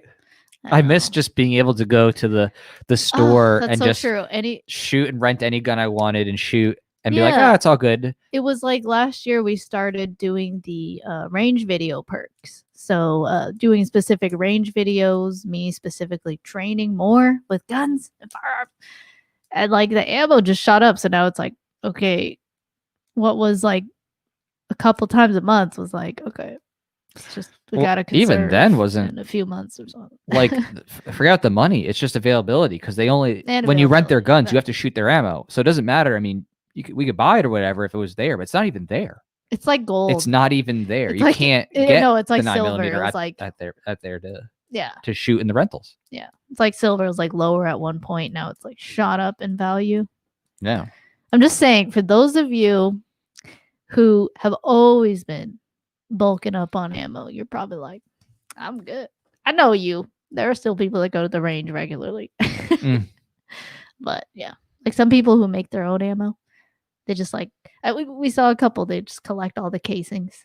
Mm-hmm. And they like at the end of the range, and the range, yeah, you can take it. And they have like a huge ammo case full of casings, and they just make and fill their own. And even that's hard if you didn't have lots of extra primer. The primers are out everywhere. Yeah, true. And I just want to get more ammo from Phoenix Ammunition, but even Phoenix is out, and they make their own, and they're out.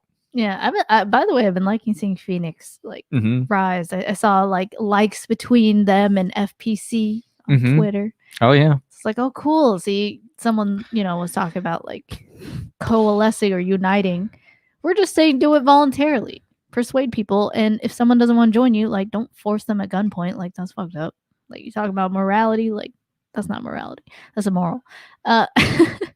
So, and I love seeing that happen, like FPC, Phoenix Ammunition, Maj Toure, Coleon Noir. I want to see Maj Toure and Coleon Noir. Like, can that happen? Can you imagine, like, having Maj Toure and Coleons? They're both very radical in terms of, like, they're fully just principled, Second Amendment, everything, right to self-defense, machine guns, all that.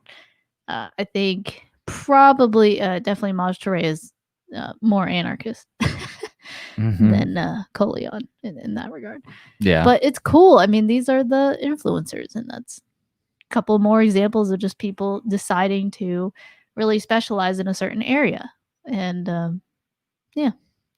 I don't know. I like to mention that because some people ask, like, well, what can I do to change things, And you can just figure out a way to do something for liberty based on your skill set and your interests. You want to be a meme lord? Go figure that out. You're really good with Photoshop or making videos. Edit videos. Yeah, definitely. Joe Jorgen says up to 580,000. Yeah, that's so much.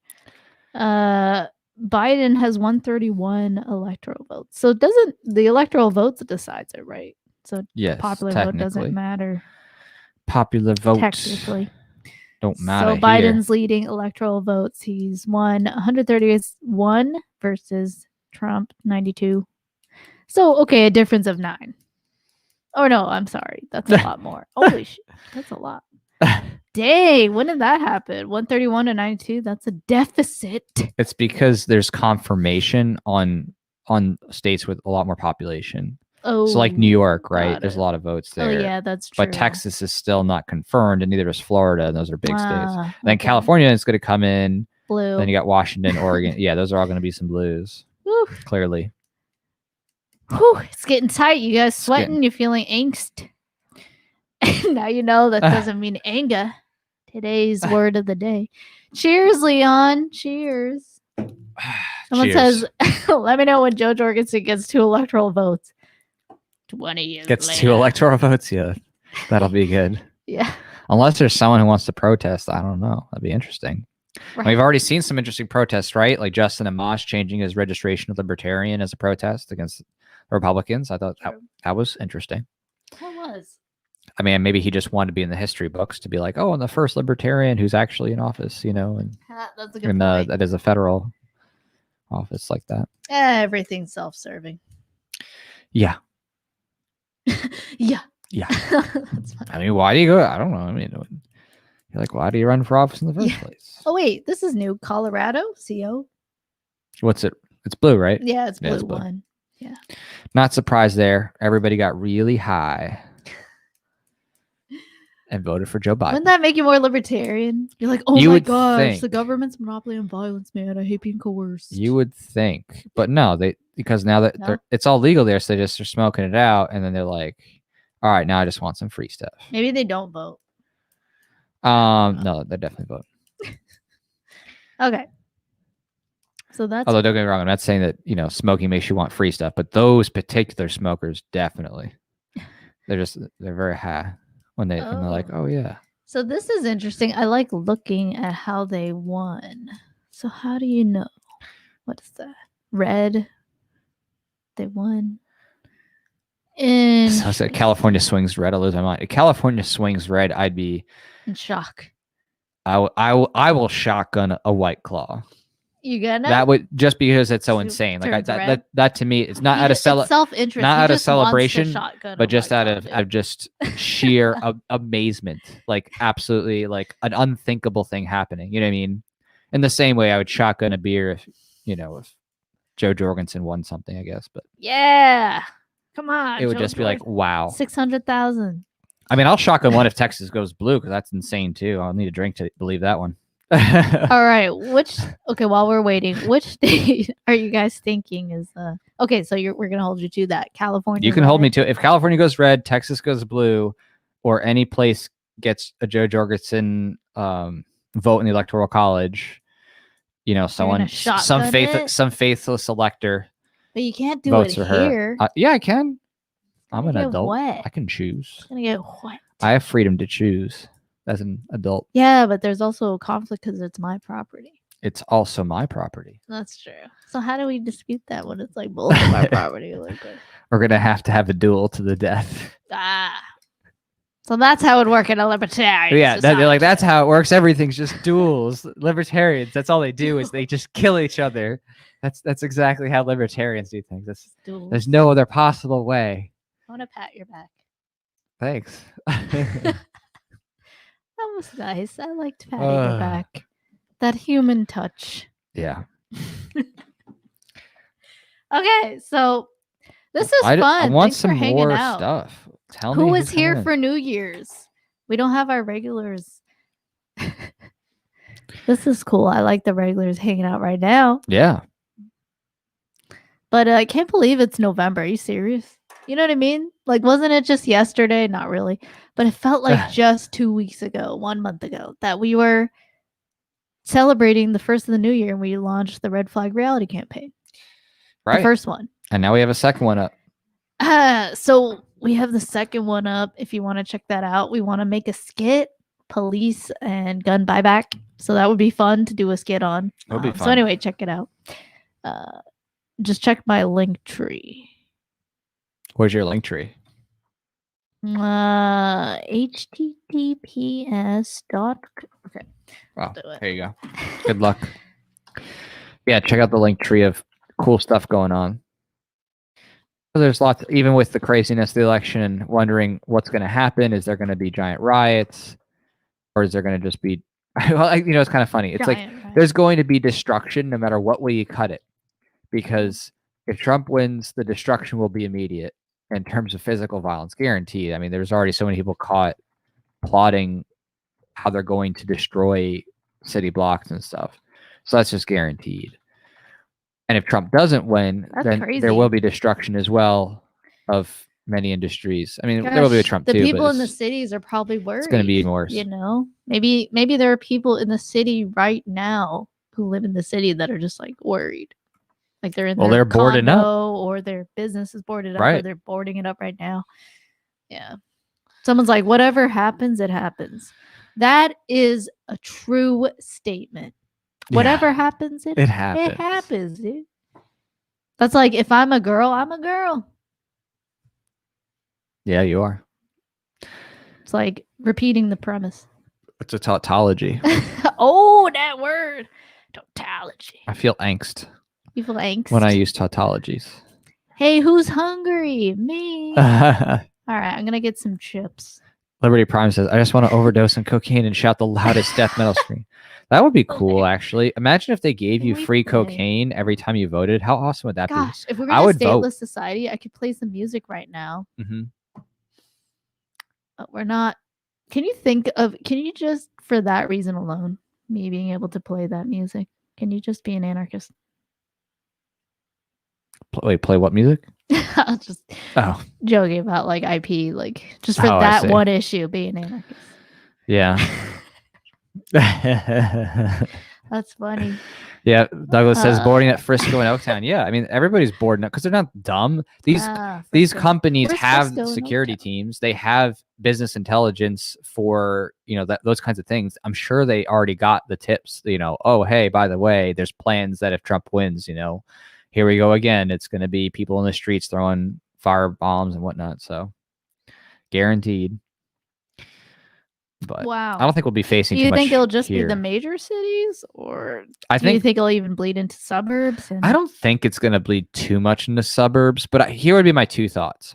I would imagine if I put myself into the very dirty, stinky boots of Antifa, I would probably be destroying things that had nothing to do with Trump, like Starbucks buildings, banks and other things on the street. And then I'd target people with Trump signs. That would probably be what I'd be doing if I was one of those people. So that's who I think would face it. I think anybody who has any Trump stuff outside, if Trump were to win, and then just random businesses, along the major streets of various cities, and I mean cities, like more metropolitan, with lots of buildings that are above 6 stories. So, but trying to take pictures and they're all coming out really awkward. That's hilarious. Do you ever have that happen to you? You're like, oh, 5 in a row? What? I smile. Anyway, you got to take the perfect selfie before the end of the world. So the perfect selfie. But what I mean, is the perfect selfie? Is it this face? I would say the thing that has been the best aspect of everything leading to the election, anarchist. Yeah, is the revelation to everybody, because the pain was not big enough, right? The pain to change was not big enough. But now that everybody's been censored and blocked and had their stuff removed and been fact checked for the dumbest things that are not even facts, their opinions, finally people are saying, oh, I guess maybe I should try checking out some other social media site. Like finally, like it took this much pain, but by and large, many people are finally waking up and saying, okay, I guess it's time to make another social media migration. So I will say I'm happy about that. It was hard to justify it when, you're like, oh, they banned Alex Jones, and you have so many people who just think that's fine and okay, good riddance. But as you have like people who are just like regular private people who are politically active, but they have their own like big networks, them getting deleted. Yeah. And like their friends and family, like, what the heck? They deleted all of your memories, your pictures with us, my interactions with you. Like, how Facebook will remind you, like, oh, hey, a year ago today, 2 years ago, you had this interaction with so-and-so or this event. Like, that's actually people's memories. If you think about it, like a collection, like imagine if someone just like burned your memory book or your photo album. Yeah. Just like came in your house and they burned it. Of course, I'm against, IP as a concept, intellectual property, but I'm just saying like, that's how it feels. Right. Well, that's a consumer experience. Like, you can't deny that. Yeah. That's how people are going to feel. Right. And of course, it's technically their servers and all that. Yeah. So you should have had a backup, but whatever. It's just, your option is you stay there, you keep recreating, you self-censor, or you just delete it. You just leave it deleted and you move elsewhere and you try to build up another platform. That's the kind of the thing I've been thinking about too, is like, it's a risk calculation. It's just like, okay, in the amount of time it would take me to build up my audience, would it make sense to keep building up what I have on Minds? Right now on Minds, I have 5,000. Float is increasing. Like, what if I just keep trying to get people onto those other platforms? Like, maybe that's my focus. Mm-hmm. And try to get people used to those alternatives. Yeah, I wonder how it will look. Like, just thinking of the most common user is not a content creator. It's someone who's just there to share pictures of their family and their life. Like, seriously. And keep up with their friends and family and their pictures and their life, and they enjoy that. So, I really like Minds, but I don't know. Do you know if there's a feature to just be like private and you just share? Not that I'm aware of, unless it's a paid posting. But that's why I think Mayway has gotten the most subscription, I would say, because it's so much like Facebook and the features and functionality. Yeah, I would say that's where I have the most people engaging and doing stuff. Float, again, I really want Kingsley Edwards to do it right. His philosophy. He's a voluntarist and he built it, and it's interesting. It's kind of like a borderline Twitter, but a little bit more advanced. But I just think he really needs to add a monetization aspect, and he said he said in terms of advertising a monetization thing. So it's like, okay, but I could use that right now. Startup level, and that's why it's like there shouldn't be regulations, because people like Kingsley would be dying and wouldn't really have any chance. Yeah, with all of those regulations, like legally, or you could be shut down if you don't comply with the regulations. Like, that's why we don't need regulations on the software industry. Please, people, I'm a software engineer. Don't regulate my industry. Leave it alone. Right. Leave me alone. And deregulate medicine, please. Okay. So, but yeah. But anyway, yeah, I do want Float to thrive too. It feels like Twitter, Yeah, plus it's Twittery. Patreon a little. Twittery. Yeah, Twitter plus Patreon. It's kind of like what's going on, paid posts. But things take time, resources. They do. Bug fixes. But it's there, and I would say that the framework is there. It's built up enough that you're not going to be unhappy. Like, I don't think anybody going to Mayway right now, or MeWe, whatever it is. It's MeWe, yeah. I'm like, because me and we, the two words, right? So I always say Mayway. Mayway. I'm like, wait, me. That's so weird. I always say Mayway. Is it MeWe? It probably is me, because shouldn't it be me, we? It's like social media, me and we. Like, I think you're right. Weird. I could be wrong. Actually go in between. I sometimes say MeWe and Mayway. I'm just trying to use natural language logic. I don't know if it's true. Are you a machine learning algorithm, natural language processing? Yes, NLP. But a true NCAP literature program. Right. Thanks. I would say definitely get a MeWe account and a Float account to start, at least. If not a Minds account too. But if you do that, I just don't think you're going to be unhappy that you did it and just had it there. And the reason why is because if you start adding friends in those places, then at least if you do get taken down, okay, you could at least switch there or just check on there and be like, hey, friends, sorry, my other account, whatever, got taken down or whatever. And you can still connect with people who obviously you would never otherwise meet, right? I mean, I can definitely attest to that. I've met people all around the world. I talk to people from literally all around the world who love liberty and are doing great things and try to support them and help in different ways. MeWe. Exactly. It's cool. I mean, it's getting there. It's definitely not as robust, obviously, as Facebook. Billions of dollars and all those developers to make such a responsive app with all that space and data mining. But MeWe's on its way, and it's one of the most responsive that I've used. At least, and it has an app for your phone. Yeah, it has a phone app. Right. There's some bugs I've noticed, or just like features I wish would improve. But hey, that's how it happens when you're just starting out. Like Facebook, when it started out, was definitely not as responsive like it was, or as beautiful looking, and using React and all that. But, yeah. No, so do it. Don't even hesitate. Get it. Make sure you get by the end of tonight a MeWe account and a Float account. And that way you're just backed up. Start adding your friends that you've made. And that way, in case anything happens, you're good to go. Family. Yeah. Well, it's got to start somewhere. And honestly, I don't see it getting better. Maybe they'll let up a little bit after the election, just if Biden wins or something, because they're like, oh, okay, whatever. But I just don't see it getting better for the future. I think they're only going to get more sophisticated in how they build their machine learning to target who they don't like and don't want to influence people. So you just got to get out of that. So, but in the meantime, do what you can to reach people where you're at. Yeah. Before it's too late. All right, let's check in on this election. Inksd election. Someone said I look beautiful. Thank you. I appreciate the. You are beautiful. So beautiful. So beautiful. You are okay. Wait, how'd you say it again? Is that? You're so handsome And you're and beautiful. this is also going out to Libertarian guys with Asian Wise page. Oh yeah. So that's a little fan Forgot. service right there. Ooh, I forgot. I just remembered I'm hungry.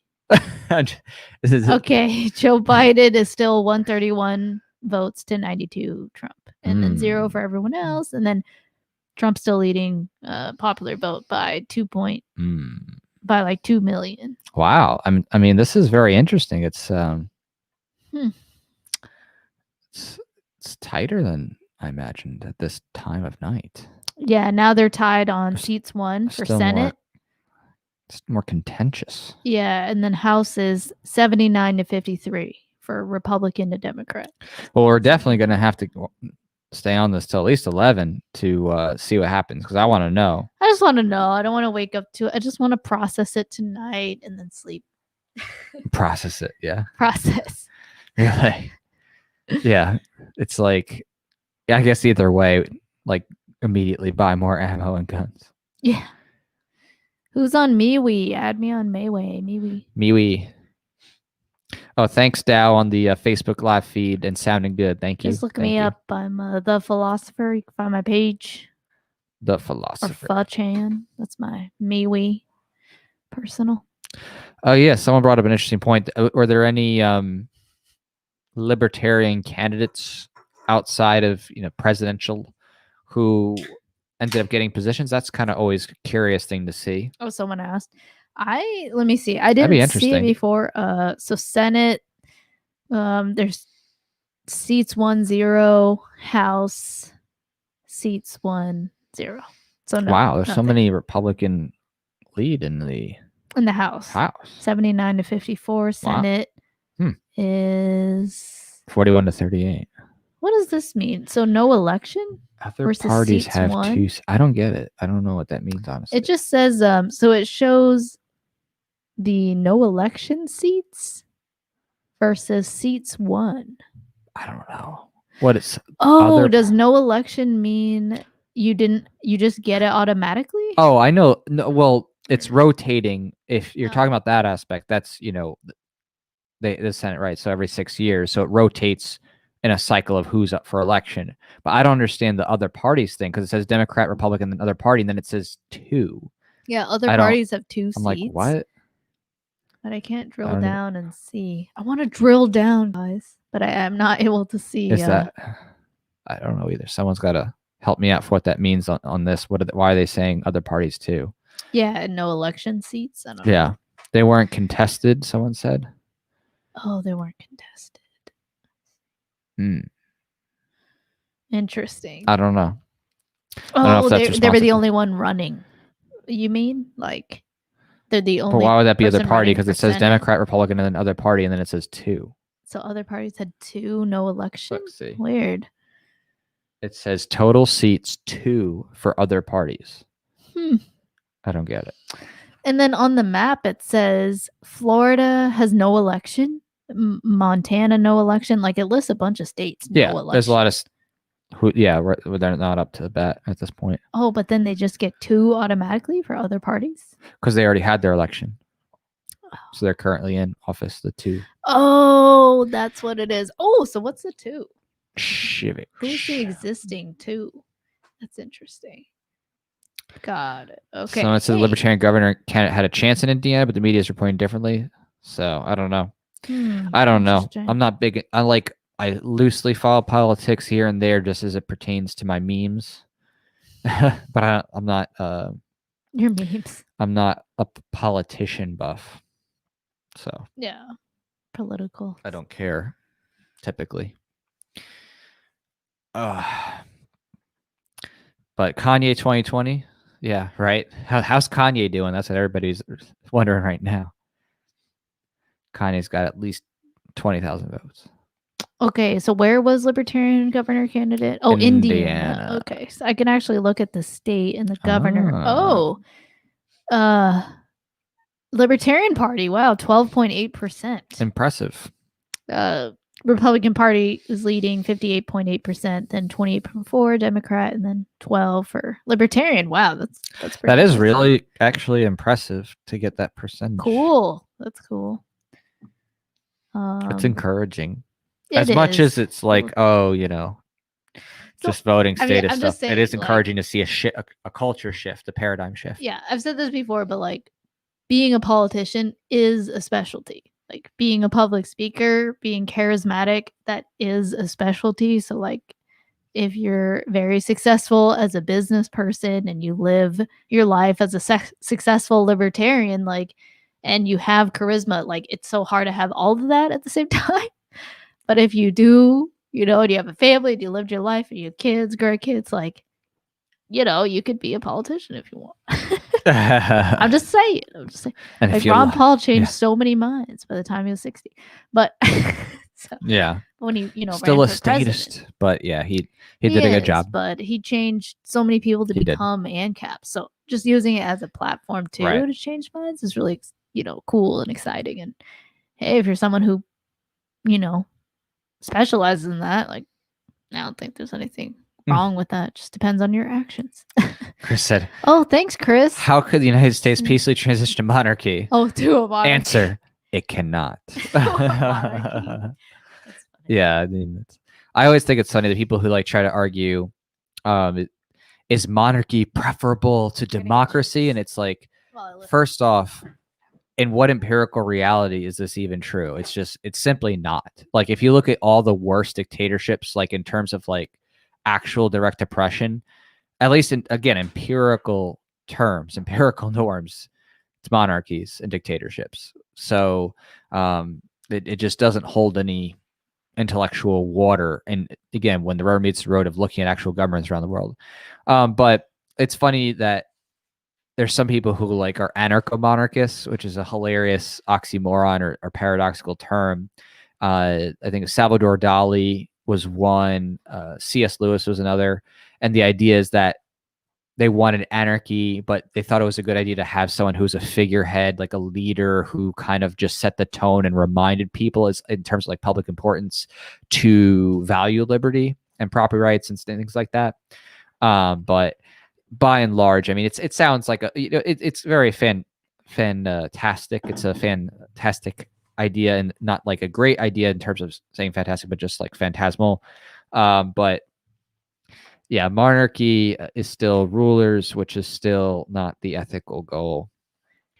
And talk about something even harder to tear down or like influence, I mean, isn't that the point of like how the forms of government changing over time have been for is to introduce more, quote, checks and balances and decentralize the power structure? Like, I mean, at least, what I think is that just observing the trend over history is like people push more and more for representation, for their voice to be heard.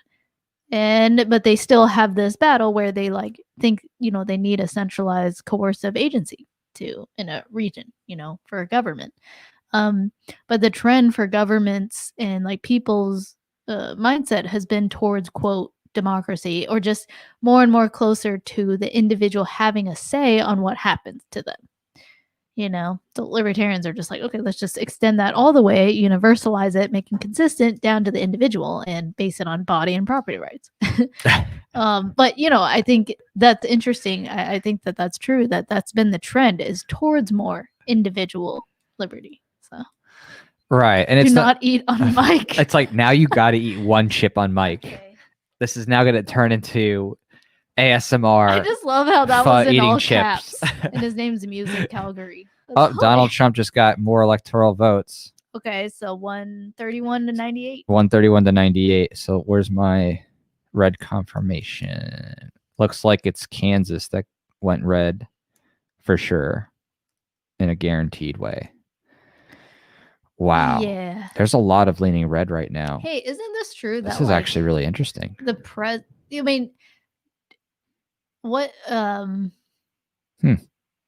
president is like a leader of that country's dominating culture, right? So like, is that what a big part of why people want, like libertarians specifically, want to vote for Trump instead of Joe Jorgensen, is they think, one, that Joe Jorgensen has no chance to win because not enough people will vote for her, but that Trump, as opposed to Biden, represents their narrative of libertarianism better, and that having a president that at least, you know, in words, kowtows, you know, speaks to that narrative of liberty and individual freedom, Mm-hmm. but in action mostly doesn't. Like, is that just better to them than a president that is, you know, openly anti individual liberty and freedom and is also in power? Like, I mean, from what I've seen, just a lot of people just like Trump's rhetoric more than Biden's in terms of, you know, what he's saying about lockdowns and shutdowns. yeah. They obviously Biden's campaign was very clear because I mean, I doubt he wrote anything. He's so gone. I mean, I don't think he's gonna make it much more, honestly. Yeah, it was very clear about wanting massive economic restructuring forcefully by the state and energy and other things. You know, the openness about wanting nationwide mask mandates, which I will definitely not obey if there is, and bans on guns, like outright online gun sales. I mean, it's very bold. Obey. So, like, I think a lot of businesses would just allow it to happen, like people to go in maskless as they do now.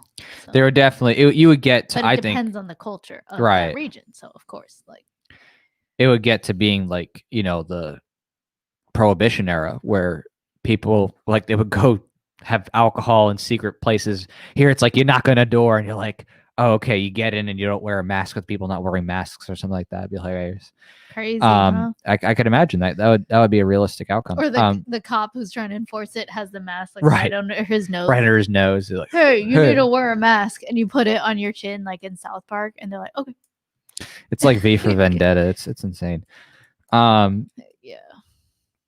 But unfortunately, it's ridiculous. The reality of Donald Trump's like, actions don't match his words. Just put on a mask. It's like, you do realize what that entails, right? Like to do it effectively and cleanly. So first of all, to actually get the right mask, that's expensive. Mm-hmm. But then if you're just talking about, okay, I'll just wear a cloth mask, you still have to wash that thing regularly and like, or buy a bunch and, you know, just have it, you know, and always wear it. Like, it's not helping you. If you read the WHO, they have like a great visualization. It's like a chart that shows how you're supposed to properly wear the mask. And I was like, oh, okay, finally they actually put something out that like shows it step by step, but it's like 15 steps. It's like, go ahead and wash your hands thoroughly before putting on your mask. Then take your mask and make sure it hasn't touched anything and put it around your ears, touching just a loop. Then never touch your mask. And if you're going to like eat or something like that, yes, then go wash your hands is and then touch being your sterile. And then it's like, and then put it in a plastic baggie and it shows a plastic baggie. And now you can eat. And now you got to go wash your hands. And now you got to be careful when you open the bag. And nobody does that. Trying your best to keep it sterile. That's the point. Yeah, I mean, and it's not happening. It's ridiculous. I saw someone say like, oh yeah, like in terms of like, oh, why someone was saying like, okay, there shouldn't be mask mandates. People should be free to choose. Somebody's like, okay, yeah, I'm a surgeon and I'm just gonna go in without a mask next time I do surgery. I'm like, what the heck? You're doing a open surgery, like where you don't have your skin to protect you at that time because you're like opened up. Like, what is these like false equivalencies? Yeah, it's two totally different situations of. There's all kinds of people care. out there.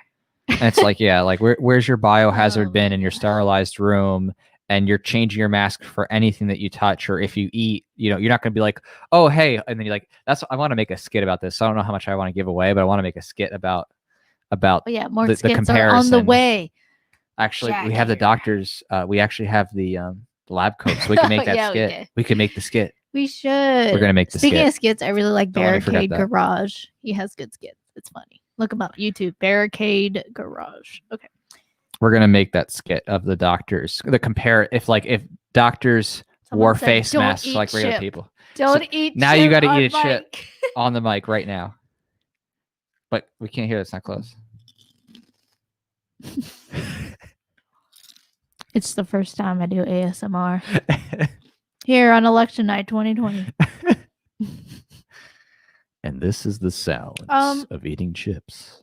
This is good. I want to thank capitalism. Like, that would be my presidential speech. Who specifically made it? So I want to thank capitalism. Like, it's just like the most like Valley Girl speech. That'd be funny. Good times. Man, y'all are just hanging out. That's so cool. Someone's like, I need more morphine. I need more morphine. Wow, look at it. I'm looking at the swing states right now, and it's showing that in the swing states, the ones that are supposed to be swingers, that most of them are going toward Trump at the moment. The ones that are swingers. That's weird. Like Florida? Yeah, it's saying Florida, Georgia, Michigan, North Carolina, Ohio, Pennsylvania, even Texas and Wisconsin are all swinging toward Trump at the moment. New Hampshire is swinging toward Biden. Iowa is swinging toward Biden, and Arizona. So those are the only 3 states that are listed as swing states. Where you swing. So. This person named Polly keeps saying like Jews for blank. Jews for pho. That's funny. That's getting interesting. Yeah, it is. But Biden's leading, right? 131.98. Yeah, so. but it's not even. But you have. There's so many states not being counted at the moment. That's true. You have so many left. Hawaii, Alaska. That's going blue. And Alaska going red. Oregon, California, Nevada, Idaho, blue. Utah, Arizona. I don't know what Idaho is going to be. And you don't. I don't Idaho. I don't know what Nevada's going to be either. Honestly. Okay. Because it's kind of a weird mix. I mean, Nevada's been going. The Mormons blue. will stay red. The Mormons. What, did the Mormons move to Nevada or something? I missed that. All right, Mormons. Oh, I'm sorry. That's Utah. Sorry. Oops. And that's why it's leaning red. No, yeah. Okay. Clearly. Let's look at it. Salt Lake City, though, that county, leaning blue. Provo, leaning red. I'm just like, it's a stereotype. I'm like, it's all those Mormons. Just joking. I don't know. I just had one anecdotal experience with Mormons, and they liked a Republican at the time, what was his name? Mitt Romney. Yeah, because he was Mormon. Yeah, and it was against Obama. That's magical underwear. Obama won. Shoot. Romney wasn't much better, but yeah. I mean, he was pretty bad, actually. Romney literally was like just a Democrat. In terms of like his actual, yeah. I mean, there was like no, he was pretty bad. Honestly, he was pretty bad. Wow. Whoa, Florida is like, there's lots of blue.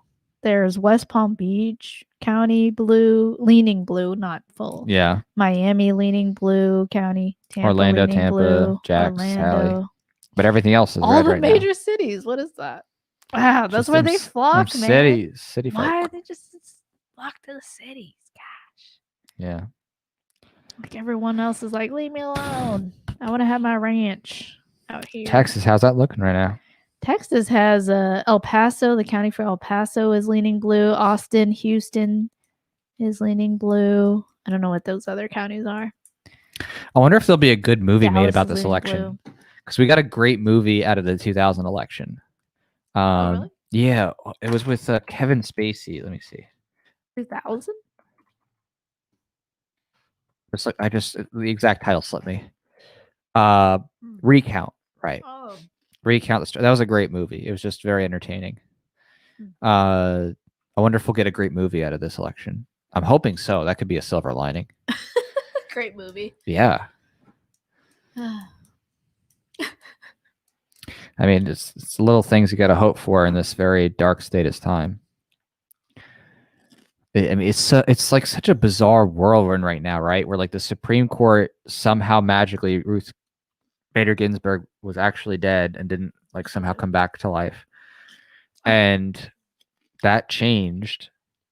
And that could again, if the most favorable of rulings come through, could change everything. Especially as to all the erosion of the right to bear arms has been going on. I just hate how divisive everything is. Yeah. Like between people, it's like, can we just trade and create and then freely associate? Like, come on. Most people live like that. They just like get so into who's going to win. And they never question like why somebody so far away has so much control and power over your life and your property and what you can or can't do. Like, to me, that's chaos. Every 4 years, freaking out. Oh, God.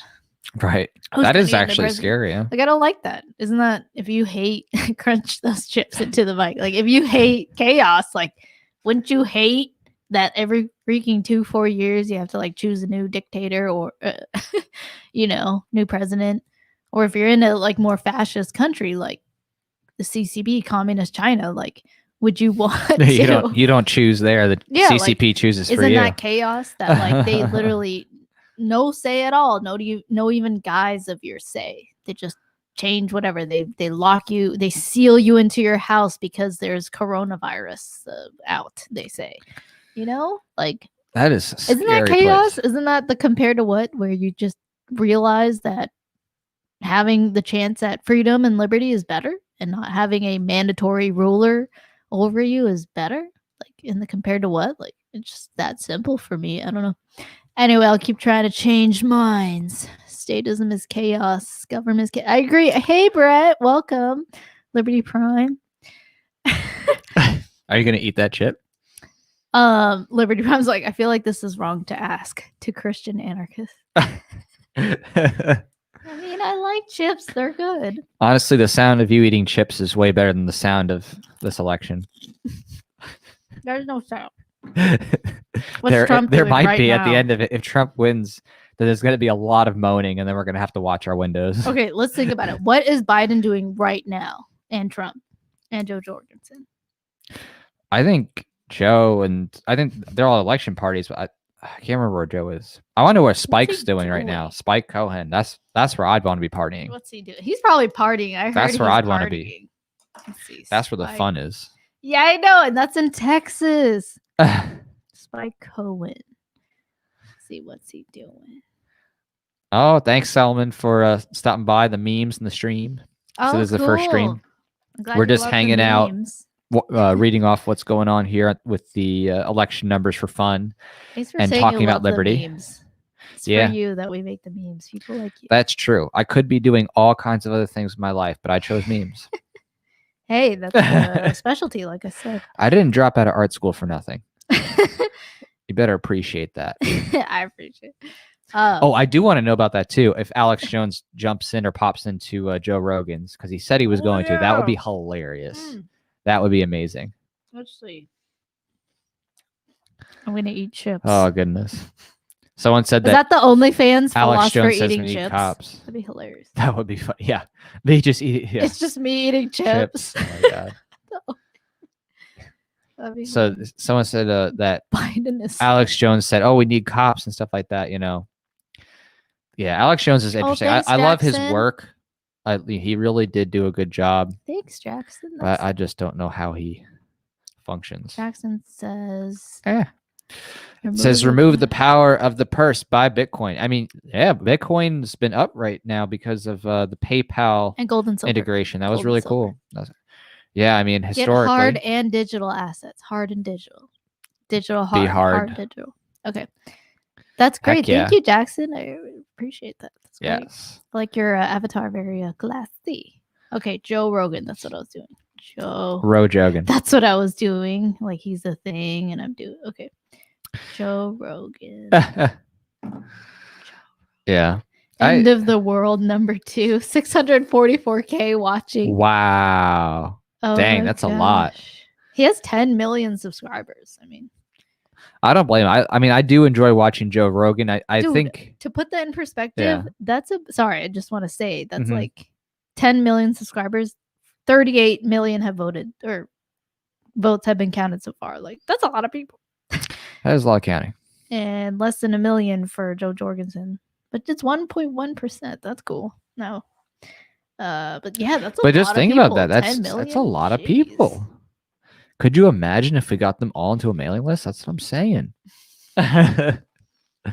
Just one mailing list, and you send them out with all the Liberty events. It would be insane. Like all of a sudden, it would grow so dramatically. I think. Got to get Tom Woods on there. I got to figure out a way to make that happen somehow. I got to figure out a way. Maybe if I manually go around and do it and collect and like be like, all right, I just need your email. I swear I'm not the NSA. We're going to send you a list of all the greatest Liberty events coming up this year. And then we'd have like crazy turnouts. It'd be amazing. Yeah, that'd be cool. Someone said that Alex Jones called him a communist. That's funny. Yeah, Alex Jones has got... Someone said, who's Kimball? He definitely has some mental health issues. Oh, Alex. Yeah. Someone just said who's winning so far. Okay, so But it's still 131 to 98 Biden to Trump mm, for one so far. all right. Oh, Montana, huh? Oh, Montana is that leaning blue? MO? That's weird. MT. Oh, MT. That wow, I find that strange. I wonder what's going to happen there. I'm trying not to like chew in the mic. So what do you tell people when they ask who you're voting for? I'm not even registered to vote anymore. I can't even vote. I took myself off the lists. Same. It's I get it. If some people want to be defensive voters, whatever, I get it. I'm not someone who will knock all different forms of possible ways to try to defend yourself. It's what it is. But I just want to try to convince more people that don't put your stock in voting. Put your stock in educating people, supporting those who are educating others on economics and ethics, being the change you want to see. I think that's kind of the core. Start with your friends and family, share what you know, go out from there, get out there, connect, go to events. Changing minds is the most important thing right now. Network with your local gun owners. Yeah. And ranges. It's so critical. If every person does that, then there's going to be, we're already seeing the massive impact, right? Go back, right? 20 years, you didn't have this many people voting Libertarian, tell you that. That's true. Sorry, so true. it didn't exist. Yeah, that's true. Now lots of people know and are hearing about it. So much so, those in the social media companies are censoring Libertarians, and many people already have heard. JoJo actually has 1.1% of popular vote. I don't think she's going to get any electoral. She's still 0. Yeah, same clearly. with the other candidates. Unless someone's a faithless elector. Yeah, 867,000 popular votes counted so far for JoJo. I love that it's JoJo too. We finished all the series that are out for JoJo's Bizarre Adventure. Oh, I love that show. It's so wholesome at times. There are some things that are very like not wholesome dysfunctional, like communication and weird things, but overall, there's like this desire for good. Anyway, so it was cool. Like JoJo 2020, like JoJo Bizarre Adventure. Yeah. What's JoJo stand? Is it Spike Cohen? Like it is Spike literally. Cohen? It is Spike Cohen. Yeah, Spike Cohen's the stand. He's like, hey, let's have a big luau, Keeps his finger off the trigger. That's her stand. That makes sense. Well, I'll tell you, these next 4 years, no matter who gets in office, Joe Biden's still leading electoral votes. This is, in my opinion, this is my prediction for election night, is that no matter who is in office, whatever way you cut it, doesn't matter, Trump or Biden, if there is not a major paradigm shift of people working their butts off for liberty, and I mean really hard, in 4 years it will be over in America. I don't foresee there being enough of a consistent change for liberty to be able to sustain it. There's going to be too many people who are bought into central planning. And again, that's not because of immigrants. That's because of public school. Public school is the reason why there's so many freaking socialists and commies and progressive central planners, is because you have the most school generation has been raised up to believe that central planning of their lives is ethical, effective, and anything otherwise is scary and evil and dangerous. That is the real reason. That is the core. And anything else, in my opinion, is a huge misdirection from the public schooling paradigm, because that is the vehicle by which virtually all people in the United States, overwhelming majority, 90%, are getting indoctrinated to praise and worship state central planning. And also and that's everywhere in the world. Like climate change, you're going to die within 5-10 years if the government doesn't, get rid of fossil fuels by force. Like they have these kids in school so scared and also so confused about their gender and like asking them questions like, hey, did you ever think if you're a boy or a girl and what you identify as? And they're like in 7th grade. You're like, what? It just hit puberty. Like, what are you talking about? Just trying to figure things out. Like, yeah, no, I'm with you. Public school is the major thing. And, the more libertarians and people we can change to be more, not just just libertarian leaning, and get their kids out of public school. Like, you talk about control and power, most status, and it's like, well, you have your kids. Just do your best at least to provide a nice, loving home for them, peaceful parenting, and nurture them and, give them structure and teach them, but don't put them in the hands of communists and Marxists who are going to like indoctrinate your kids to hate you.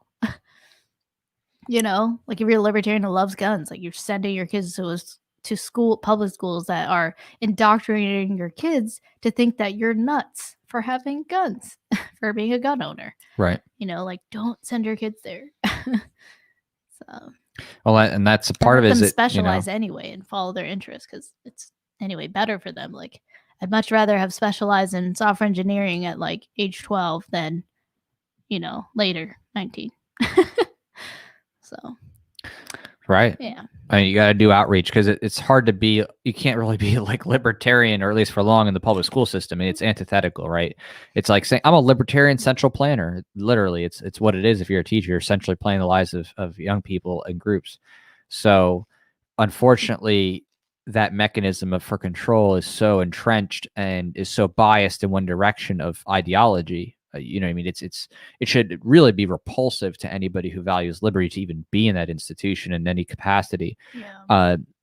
Actually, whether teacher or administrator, it should be repulsive. Mm-hmm. So that's a kind of a very difficult challenge. But I think that the way to break through that is by reaching out to young people and parents with alternative media and literature and experiences. And I think, one such example that's, I think, excellent just to point to is, the Tuttle twins, like that, stories that describe situations that help children understand ethics and economics and, stuff like that, definitely changing culture, changing young people's like childhood stories. Those kinds of things are going to be absolutely crucial to combating the central planning push and narrative in public schools. Yeah, Tuttle Twins is great. Julie Borowski's book, The Pizza Book, I really like that. That's I would read that to my kids. It's a cute book. Our kids. But yeah. Yeah, absolutely. Tough times ahead. It's the next 4 years, no matter who's, again, doesn't matter Joe or Don is in office, it is going to be hell. It is going to be one of the toughest 4 years. And economically, absolutely, because all the actions the government's done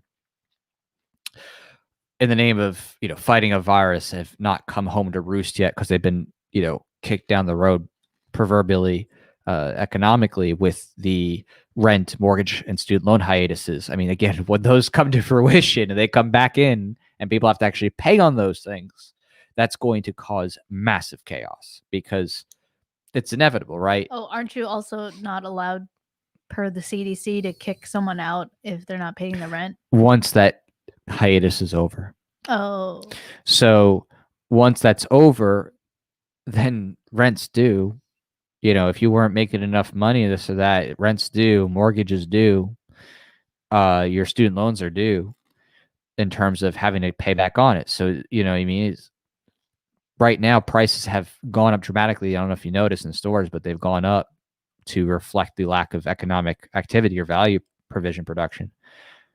So what's going to happen when those things kick back in? I mean, I would say the government could try to kick the can down the road again by forgiving those things and stuff like that. And then, of course, if they do that, then that completely distorts all the economic incentives. More money too. Right. And then prices will naturally rise to offset those losses.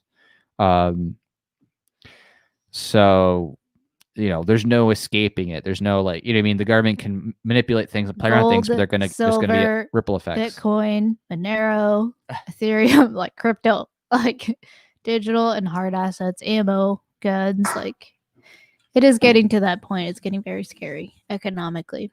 No matter who wins, Trump or Biden, I think a recession is on its way with how much printing they've done and every single presidency like allows the Fed to just keep printing more and more money to just keep it propped up, like eventually it's going to come crashing and it's not sustainable. So crazy. And I do foresee it's frightening that the middle class might be wiped out, like happened in the Great Depression. You had super poor people or super rich. You know, you didn't have a middle class anymore. So Yeah, no, definitely. And I think when it comes to how that's going to end up, everyone, or take care of yourself. Right.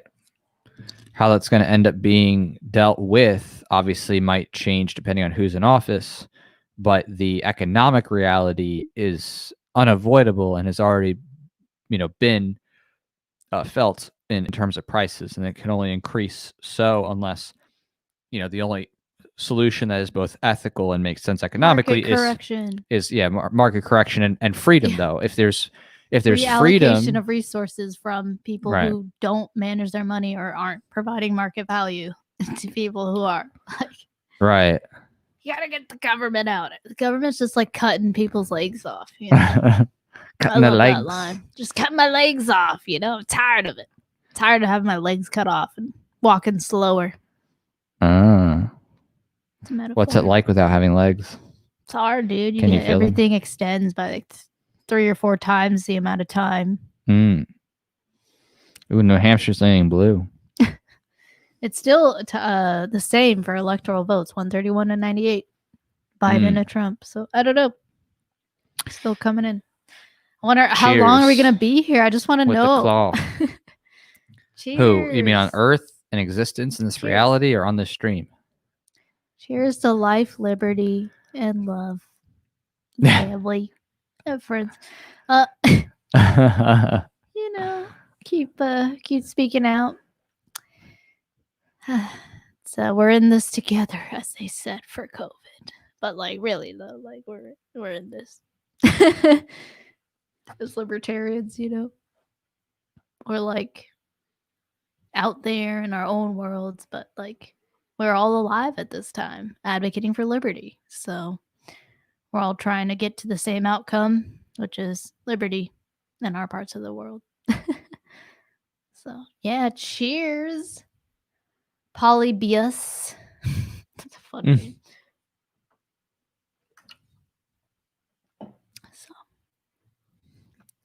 So someone said, Salma asks, how could I donate to y'all over Facebook?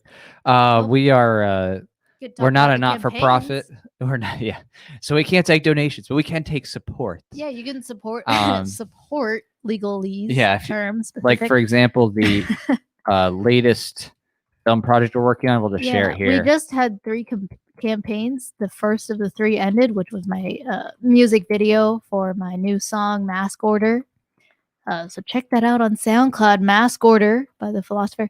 But that music video campaign ended. We're going to do the music video. And we raised close to 1,000. So we're going to do a video. And then the last 2 campaigns right now that we're running is Red Flag Reality 2, where we're going to do a skit for a police gun buyback program. So we're going to show the absurdity of gun buybacks there. Check that out. And then there's also the number 4 of the Origins canon series for Voluntarist, the comic. So yeah, so you can check that out if you want to support, but not donate, I guess, because that's a certain term. But yeah, thank you. I appreciate it. Yeah, hopefully, like, it didn't go through on some pages, like the Philosopher, Facebook, Legao, and Voluntarist. That's so weird. Interesting. I wonder what the error was. I'm so confused. What about the Linktree one? Oh, wait. I don't know. Or maybe it did go through. I don't know.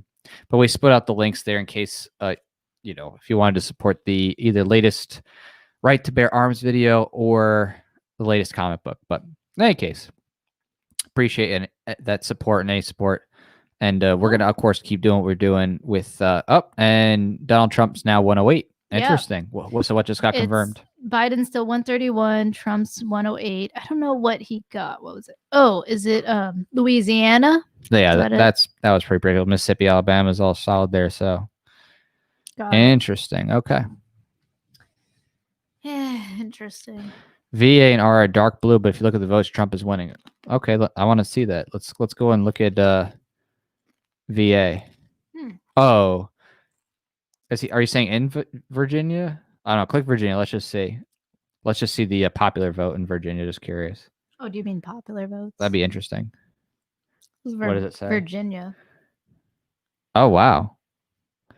Trump is winning the popular vote in Virginia. Wow. That's shocking.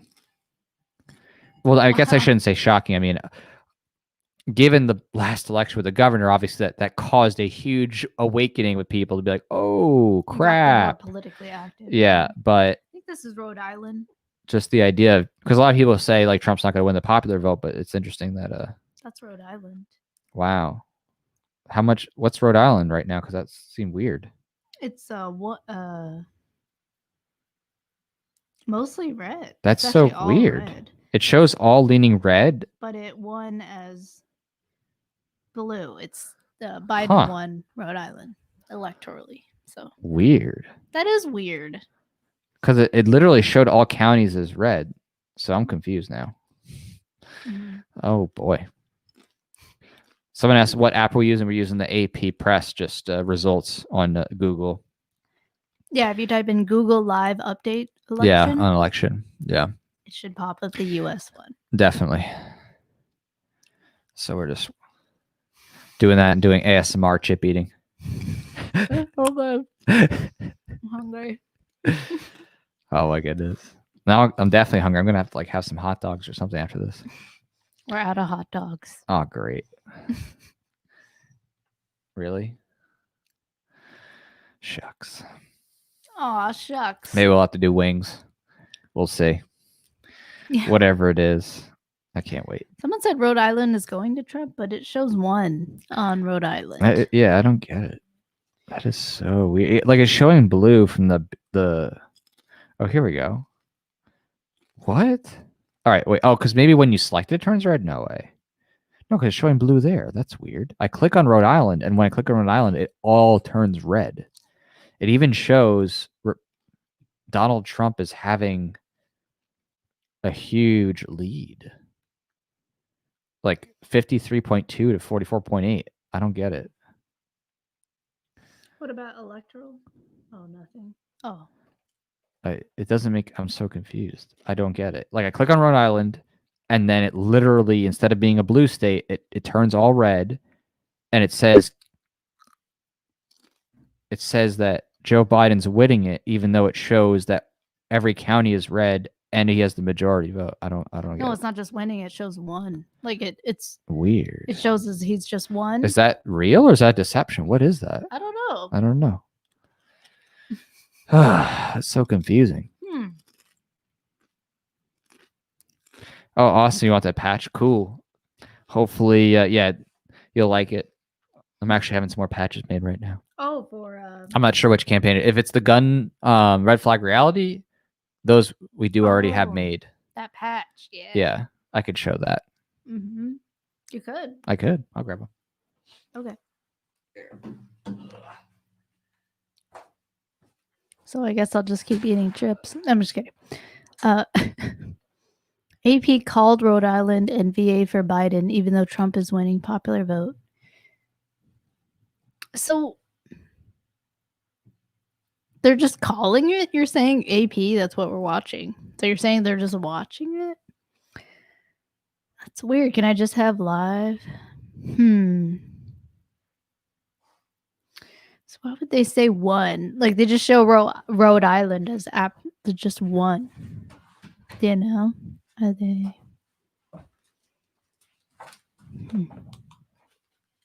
All right, so. Don't know. Yeah, see, this is a red flag reality patch. Oh, yeah. That is pretty cool. Yeah, that's pretty nice. Got a SWAT guy there. Yeah. And see, it's a Velcro patch, so super cool. PVC. So the market. That was fun. You just get that done. That's so cool. Yeah. I didn't stitch that together. I didn't find that Velcro would make it. Neither did I. So okay, so Black Wolf 300 said AP called Rhode Island VA for Biden, even though Trump is winning popular vote. Well, again, popular vote doesn't mean county vote, but again, it looked like every county that when I clicked on it was for Trump. So that's kind of It showed a light shady. red, which means they said leaning. Kind of shady. Do you want to check another poll and just see what the difference is? That's interesting. I don't know if I want to ride that poll, but I want to see what's happening over in the other states now. This is interesting. Looks like it's getting contentious out there, huh? How are these? Oh my God, Alabama. I'm not watching like CNN or MSNBC, but if someone is watching them, let me know what you think. Ooh, look how red or what you see. Kentucky is. Kentucky's very so red. So red. So red. Oh my God. Indiana. Is there any gold out there? Any gold? No. Not a single gold. We're surrounded by reds and blues. Oh God. What's Joe Jorgensen up to now? Popular, almost 1,948,000. That's so cool. Again, I get that's a cool. million people. That's insane. That's cool. I mean, could you imagine with 1 million people if all those people were like actually in an area? Like how cool would that be? That would be cool. 1 million libertarians. It's like 1 million people telling each other they're not real libertarians. That'd be insane. You know? That's funny. I would definitely like to be there. That's such a funny trope. Yeah. I don't say that. That's not an argument. I mean, I can pretty much tell if someone's a real libertarian or not. I have real libertarian dar. It's like gaydar, but stronger. Oh. It's That like, gaydar is poor. So. Your gaydar is really bad. It is so bad. So bad. I can't tell. I think a gay guy's straight. I think a straight guy's gay. Yeah. It's hard. It's hard out there. It's hard out there. It is. Oh, someone just voted Joe Jorgensen in San Fran. Oh. Dang. San Fran must be San insane right now. San Fran's like, gosh, what a terrible place. It wasn't always there's a Chinatown. Yeah. And I'm not saying the poop on the street or needle stuff. I'm saying it's just the amount of regulations that San Francisco has put on people and taxes. It is mind blowing how bad it is. Yeah. We got some Canadians or Canadians. Oh, welcome, Canadians. So I said carbon credits are totally libertarian, right? Nope. Carbon credits, at least forcibly. And if you're talking about taxes, they are not, because that's a tax. Right. So nope. Carbon credits is a private entity. Is a scam, you man. Get your money through, voluntary means. I mean, Yeah. whatever. Then yeah, whatever. Carbon credits like, oh, if it's I done care by about the state, environment. That's taxation. Right. You're forced to fund it no matter what. People are like, with carbon credits, like, oh, I care about the environment, which is why I'm going to pollute, and then I'm going to say I paid someone to plant trees. Yeah, that's how much I care. So true. It's so with your electric cars, ironically insane. Yeah, it is mind blowing. Mm-hmm. There's literally like more tree coverage than there's ever been because of mass forestation. Because now it's like to plant huge fields. Like in the past, it was difficult. Now you can literally like run a plane over and like sprinkle seeds in mass and like literally populate a huge area with trees super crazy fast. I mean, you can do it with drones too and all kinds of stuff. I mean, it's tree planting is so easy these days that it's just kind of laughable. When people try to be like, oh, there's no more forests. Like, dude, literally forests can be replenished in like an instant. It is so easy.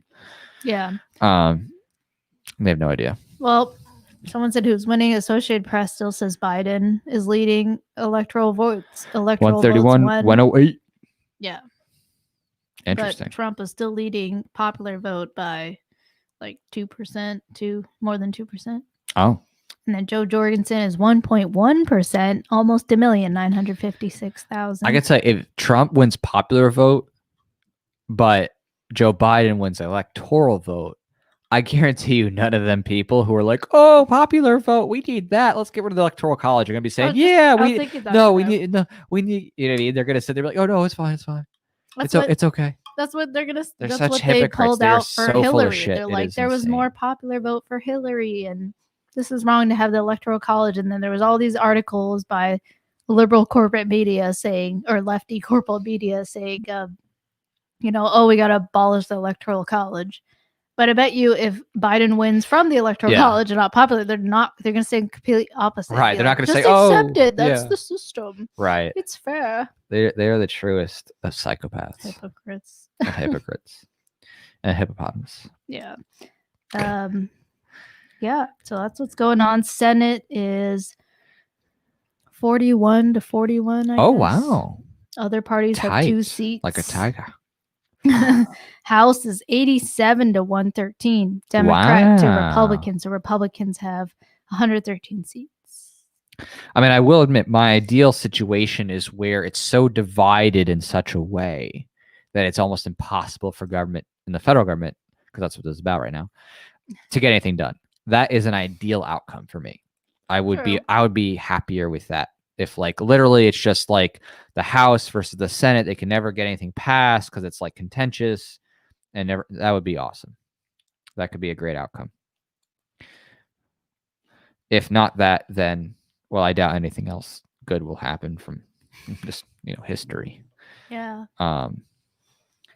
But it's coming in. It's coming close. I wonder if a lot of people don't like that I'm eating chips. What happened to the guy who's like, "Don't eat chips on the mic"? Clearly, he probably left because he started eating chips. He's like, "No." All the people still here while I eat chips. I'd say most nuclear power plants are safe. Yeah, like the nuclear power thing is just another comedy. It's like literally the most stable, safe form of energy. And where I went to college, they actually had a nuclear reactor, and I had friends who were in the nuclear engineering program. So I got to talk to them about nuclear engineering a bit. And it's just insane the misconceptions people have about nuclear power, and just thinking that there's no possible uses for spent fuel reactors and fuel rods. It's like technology, if people are freed, is always advancing, and solutions can happen and arise. It's just you have to let it happen in the first place. But all the top results on Google are ABC News, Wall Street, CNN, Washington Post. Yeah. I want to see, what does DuckDuckGo show?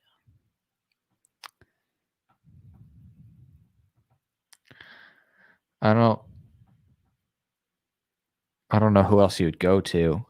That's another thing too I was thinking about, is it's like if there actually was corruption, like how would you even find it? You know what I mean? Like it is so difficult, and people are so generally abstracted from the election process. Like if there genuinely was a sophisticated corruption scheme, it's very hard to actually catch it. That's why a lot of the corruption that's caught is like petty small people stuff, like someone trying to vote multiple times, like just some low person, or like someone like sneaking in extra written ballots and like filling them out, or someone dumping ballots. But it's like if there's a sophisticated one, I mean, gosh, like for example, like the people in the election commission themselves were in on it. Well, how would you catch that? So I just found another website. It's a Jewish journal. I found this through DuckDuckGo, looking at live election. And at 7:26 p.m. PST, they said, breaking at just 48 minutes ago, President Trump has won the battleground state of Florida, collecting 29 electoral votes. What? I don't know. They're calling it. I don't know.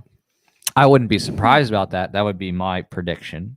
Would be Florida would go that way. I don't even want to go to CNN and give them anything. Yeah. PBS, Variety, governmenty.com. Oh, that sounds so official. Let's see. KTNV.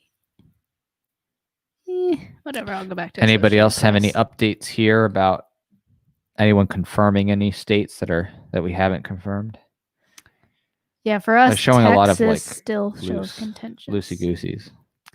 Yeah, so the swing states are Arizona, Florida, Georgia, Iowa, Michigan, Nevada, New Hampshire, North Carolina, Ohio, Pennsylvania. So all those haven't been called yet, at least by Associated Press. So interesting. Nevada. AP no is not results. an impartial entity. There's no impartial entities. It's just I know. I'm like, none of these people are impartial. We're just going based off of who's giving the most up to date specific numbers. In aggregation. That's all. But it's getting juicy. very juicy. So juicy. Yep, still 131 to 108, 299 remaining. Who's this right here? New York Times. New York Times. ABC News. Yeah. Politico.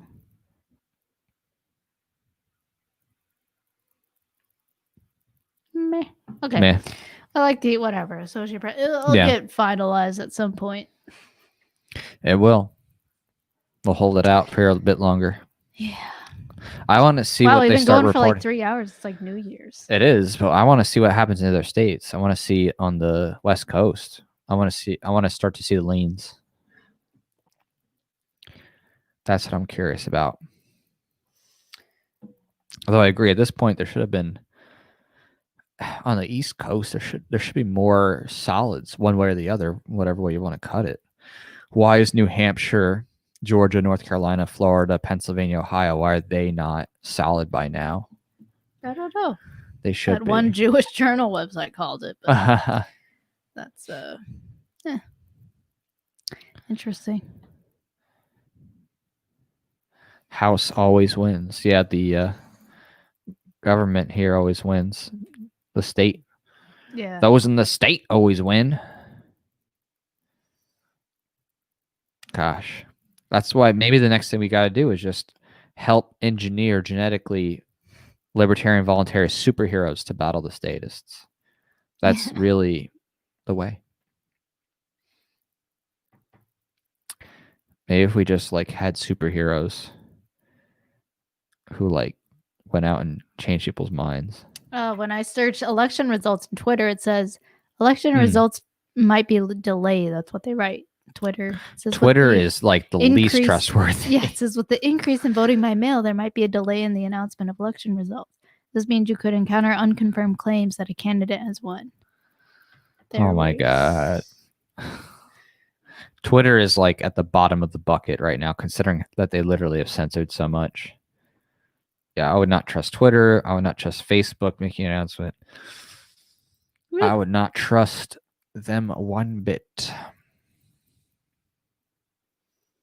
Ooh, Tom Woods said, if real Donald Trump wins, he has accomplished something truly staggering. He has withstood an unprecedented onslaught from the media, the entertainment world, the intelligence community, the foreign policy establishment, politicized medicine, academia, and woke corporations. Yeah, I mean, I would agree and would give him that. I would give Trump that aspect that he faced one of the greatest coordinated efforts against him. True. Regardless of his personal reasons as to why he is hated, which I find personally to be personal dislikes, not necessarily pure philosophical dislikes. But yeah, I mean, it's really kind of crazy how much coordination there is for ultimately what ties to, if you look at who's in charge of course, these big companies, those in the intelligence community, that is, those in the deep state of the United States government. They're the ones who are, by and large, calling the shots in the power. So, and there's a lot of bad people in there. Someone said Trump is a good actor. COVID 1984. I like your name. Yeah, he is. We were watching some episodes of The Apprentice. That literally is how Trump talks still. Yeah. Trump is definitely brilliant at understanding what needs to be done to get people engaged and to like him. And that's what he's done. He's been a media mogul. He's been charismatic. Right. He's done his business for a long time in multiple fields. Obviously, he has a very well-tuned team that helps make sure that he has the best presentation for himself and, reaching out to people. But, showmanship is not the same as principles and philosophy. So, yeah. Definitely say FBI, ATF have to be abolished. Absolutely. That, I think that's always at the end of the day, like my question is, what is the ultimate status battle going to be? Because obviously those in the Chinese government want to take over the whole world. I mean, that's pretty freaking obvious. So who's going to win? Who's going to win this status battle? Oh, you mean which of the governments? Yeah, because those, of course, in state power, what's the ultimate goal? Global government, world government. So one faction of sorts is going to eventually win in terms of having the most conglomeration. Excuse me. Yeah. Well, yeah, the Chinese government's really cracking down that control. Yeah. Sure. So no one's they're not helping here because they're in the United States government, they're building an apparatus that's easy to take over. That's why, the Chinese government, they set up cells in different Ivy League schools and put in lots of people into academics. You know what I mean? Like it's very smart what they did in terms of trying to take over academia and get people into intelligence positions and teaching Mandarin, but it's doing loans in different countries. To get the governments to be in debt to the Chinese government. I mean, it's very smart tyranny. Yeah. Oh, thanks, Edward. Someone said I've been watching the map like a hawk while listening to you guys. Just popped in to say thanks for the stream. Oh, thanks, Edward. Appreciate it. Thanks for hanging out. Yeah, we're right there with you watching these numbers. Oh, Biden's up 135. Right. Biden's up 135. Is that New Hampshire? It looks like they just said New Hampshire for him. Yeah, New Hampshire. Okay. So Vermont, New Hampshire, Massachusetts, Rhode Island, Connecticut, New Jersey, Delaware. What's just fascinating is that Maryland, most of the states right now that DC are leans are red. Like all the contentious leans right now, it's a huge glut of red, which is like, you know what I mean? It feels almost suspicious because the ones that are red are like all the ones on the coast that should be done already. So it's like, what are they doing? What's going on? I don't know. It's interesting. Right? Because if those all go, like it's going to, be a whole tide change there. Interesting. Someone said, it's real sad Joe Jorgensen ain't going to be able to beat Gary Johnson's record. Well, Gary Johnson had some advantages, man. Like he actually was on mainstream television. So he had mainstream, big news notoriety. And even for his gaffes and stuff like that, which I didn't care. It got him publicity, you know what I mean, at the end of the day. So more people just knew the name. Joe was basically blackballed at everything. So, yeah.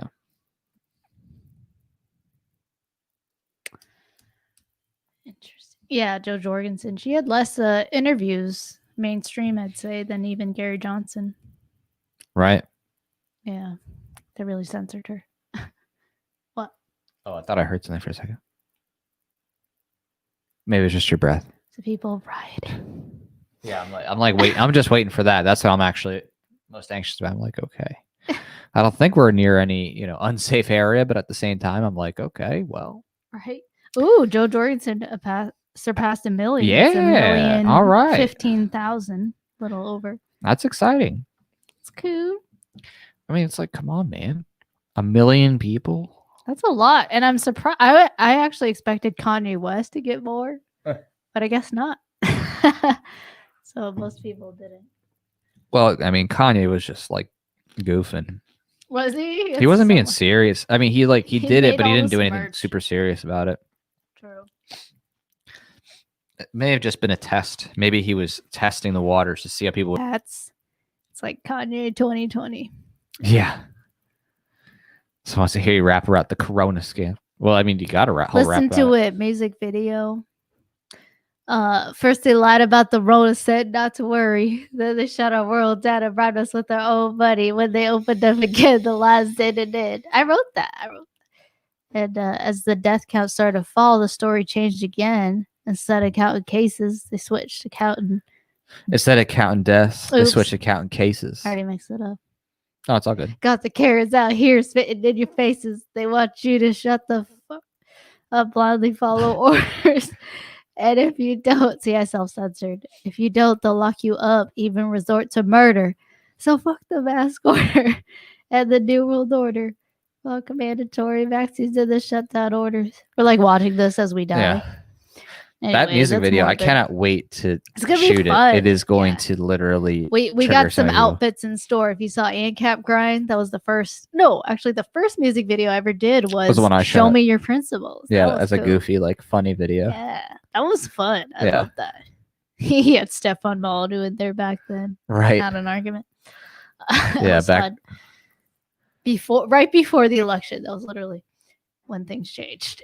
But yeah, this ANCAP grind was the second, and that was the first like shot by somebody else video, and for a song that we made custom, not a parody. And Mask Order will be the second. No. After that was Boogaloo music Trap. video. Music. Oh well, Nope. I guess that was a music. That was a music video. Yeah. Mm-hmm. It's called a lyric video in my Still a opinion. music video. Excuse me. But yeah, this one is going to like the visuals on this one in terms of like the context. I mean, we're both like burping. So that's the leaves. damage of drinking White Claws, that everything is has so much seltzered and it's carbonated, so we're gonna be burping a lot. Yeah. There, someone said ANCAP grind was good. Thanks, Pete the Great. I appreciate it. Thanks, Christian Anarchist. Damn, that's fire. Oh, thanks. Learn how to wipe your arse. Someone said Christian Anarchist said the casinos have Trump winning odds at 64%. Wow, that's impressive. Oh, really? Joe Biden. Look at this. Joe Biden too. So the casinos always bet? Really? Well, people bet on the election. Biden's leading. Biden's leading 209. All of a sudden, Washington, Oregon, California. I mean, that should have just three been states assumed. of the West Coast. It's kind of a joke. One it's like, Democrat. Yeah. We're not, I mean, everybody knows. Oh, look at this. Look. Montana just switched to leaning red instead of blue. Oh. Oh. So we have. Interesting. I was like, why is that blue? Yeah. Idaho got hard red. Yeah, hard red. Let's click on that. What's going on there? It has like no votes in it though. That's weird, but when I click on it, why does it say no result? It says vote count 144 for Trump. What?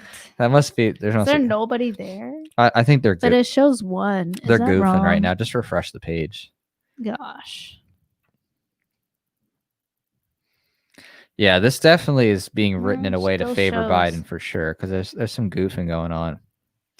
So, are people voting right now at this moment? California, or are they just counting? Because it's 11, right? Yeah, it's 11. So 8, 9, 10. Wait, 8, 9, 10. No, so it's 9. Yeah, right. 9. I like math. 10, 11. So it should be 8, right? 9, 10, 11. Yeah. It should be well past the meeting close at this point. Oh, yeah. All polls have closed now. Okay. Yeah. So definitely, it should be over. Wow. Right. Can someone tell me when this is over? Well, it depends on how contested it gets. We just leave the stream up and we come back with some food. I'll make some food. I would be so down for some food. All polls have closed now. Okay, got it. Right. It's 8 p.m. here. Okay. So it just 209 to 112. But the funny part is that like most of the leans that they haven't confirmed are red. So it's like, what's going to happen? PA leaning red is actually fascinating. That's really interesting. Florida, Texas is now leaning red. Florida leaning red. Montana. If Florida was anything but red, I'd be shocked. Honestly. That'd freak me out. But Texas leaning back to red is interesting. Yeah. What a world we live in. Born into this world. Yes, this will be over in a week once they get all the mail-in votes. Yeah, what was that, by the way? Like, there's a lot more mail-in votes. Twitter saying that. They're like, hey, they might call it tonight, but there's still mail-in votes to be counted. That doesn't make any sense to me because the mail-in votes are supposed to have been postmarked, I think, in advance and stuff. I don't know. Yeah, I thought that's how it works. Like, you can't. It has the same as an earlier deadline than in I person. thought it did. Huh. Weird. So.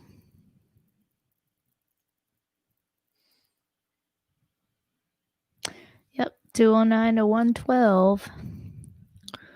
Biden to Trump. But, yeah. Oh, someone said, are you watching Real Clear Politics? No, Associated Press on Google. Mm-hmm. See, let's check out Real Clear Politics. Let's see if there's something So different. clear. Real and clear. Real and clear. That's funny.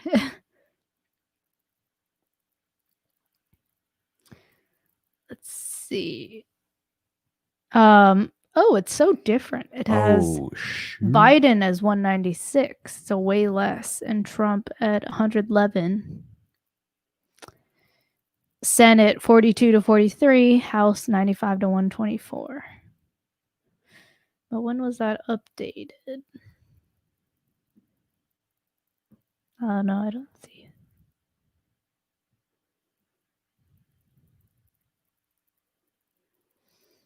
Well, and then governors. Oh, yeah. 23 to 26. New Hampshire has a red governor. Okay. Interesting. Well, I actually like the Associated Press responsiveness or the Google Live Update. They have a better responsiveness, but yeah, I see Real Clear Politics. What's interesting is they report a lot less for Biden Harris. So wow. They do 196. Look at this. Minimum. Uh-oh. Oh, no. And look at this. Not going to pass that. That's good at least. But this looks like it's going to pass. I know. I saw that. I was like, oh. Oh, boy. Raising the Oh, no.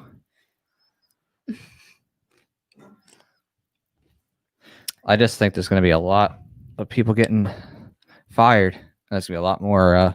Any places where they try to raise the minimum wage, there's going to be a lot of people out of work and machines coming in. Yeah. Oh, boy.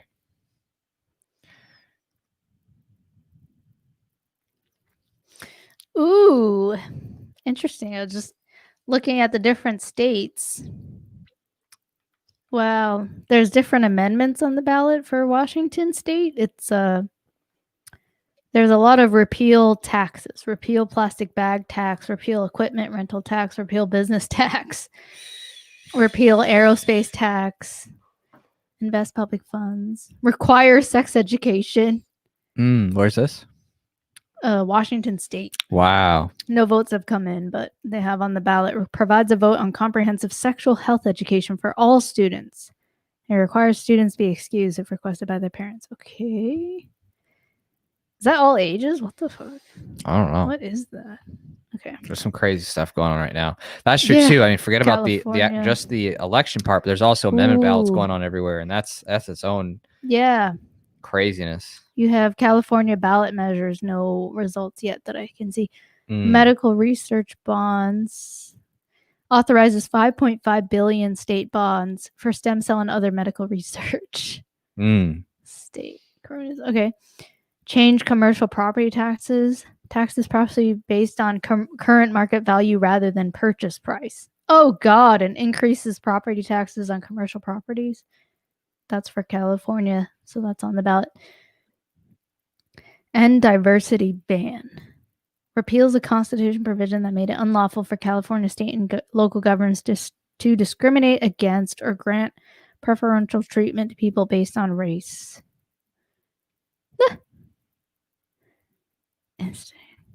Restore former felon vote. Allow age 17 primary voters. Change property tax rules. Stricter parole, sentencing, local government rent control. Oh my God. App-based drivers as contractors, not employees. Expand consumer privacy. Approve replacing cash bail. Dialysis. Okay, God. Let's see how that goes. That's interesting. Ballot measures. Neat. What's happening in New York? Yeah, what is happening in New York? In terms of ballot measures, no ballot measures available this year. Okay. Whew.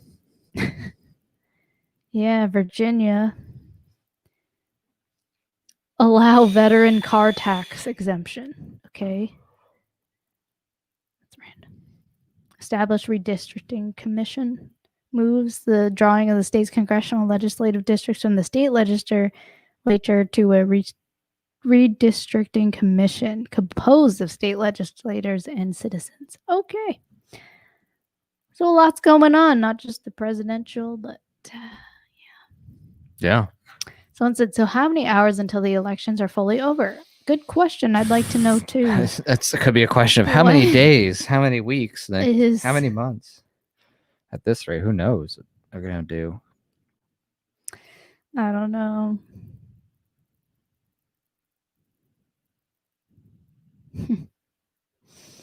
It even says, so for key dates, it says registration deadlines. Oh, no. Absentee ballot deadlines are to return by mail by November 3rd or by in person by today at 7 p.m. 7 p.m. what? Pacific? I think that's Eastern. I don't know. But probably 7 p.m. in your own state. But or maybe it just actually varies by state. The absentee ballot. Yeah, actually. So California, their absentee ballot deadlines is return by mail postmarked by November 3rd and received no later than November 20th. So this is California. They actually allow more absentee ballots to be sent. So, but it has to be postmarked by today. Okay, so that's interesting. So it varies by state. So basically, I don't know. All right. So what are we at right now? What's the latest reporting? I don't think we're going to know the answer tonight. I think we've it's already been 3 hours and it's not going to be called soon. Okay. Understandable. But let's see what it's right now. Okay. So right now, Associated Press, Google 209 to 118. Yeah, 209 to 118. So yeah. Okay. Might have to be sleep and wake up. Yeah, it'll be interesting for sure. Yeah. Joe Jorgensen, 1.2%. Someone Over asked, 1 million. like, wow. Hey, is she going to get to 5% for special party permissions? I don't know. We'll see. What's New York? New York says it was one in blue already. But there are so many more counties that won red. It's interesting, huh? All the rural places. Wow. That is crazy. New York City is just pure blue. Oh, yeah. Definitely. Yeah. New Jersey. Mostly blue. Well, thanks everybody for hanging out with us and just chilling, watching, seeing what's going on. And hope it was insightful at different points. Yeah, we talked about a lot of different things, but hope it was enjoyable too. Yeah. We'll definitely talk more about what's happening next, especially as I'm sure this is going to be contested and we'll see what happens. But Oh, and be on the lookout for our next live streams. We're gonna do the Jenga. Oh yeah, we're gonna be doing some events. Jenga Dare. So that's fun. We'll get that ready. I think we also want to do the jalapeno challenge. We're gonna do a jalapeno challenge, but and we're gonna do a Jenga challenge. Real jalapenos. Right, for I think for Red Flag Reality and for Voluntarians. So cool. All right. Anyway, hopefully see you guys on the other side. Things will be okay. I mean, in that we'll keep fighting. Yeah, exactly. All right. Either way. Bye, everyone. Take care. Thanks for hanging. Bye. Super fun. This is a very long. I know. This is the longest end.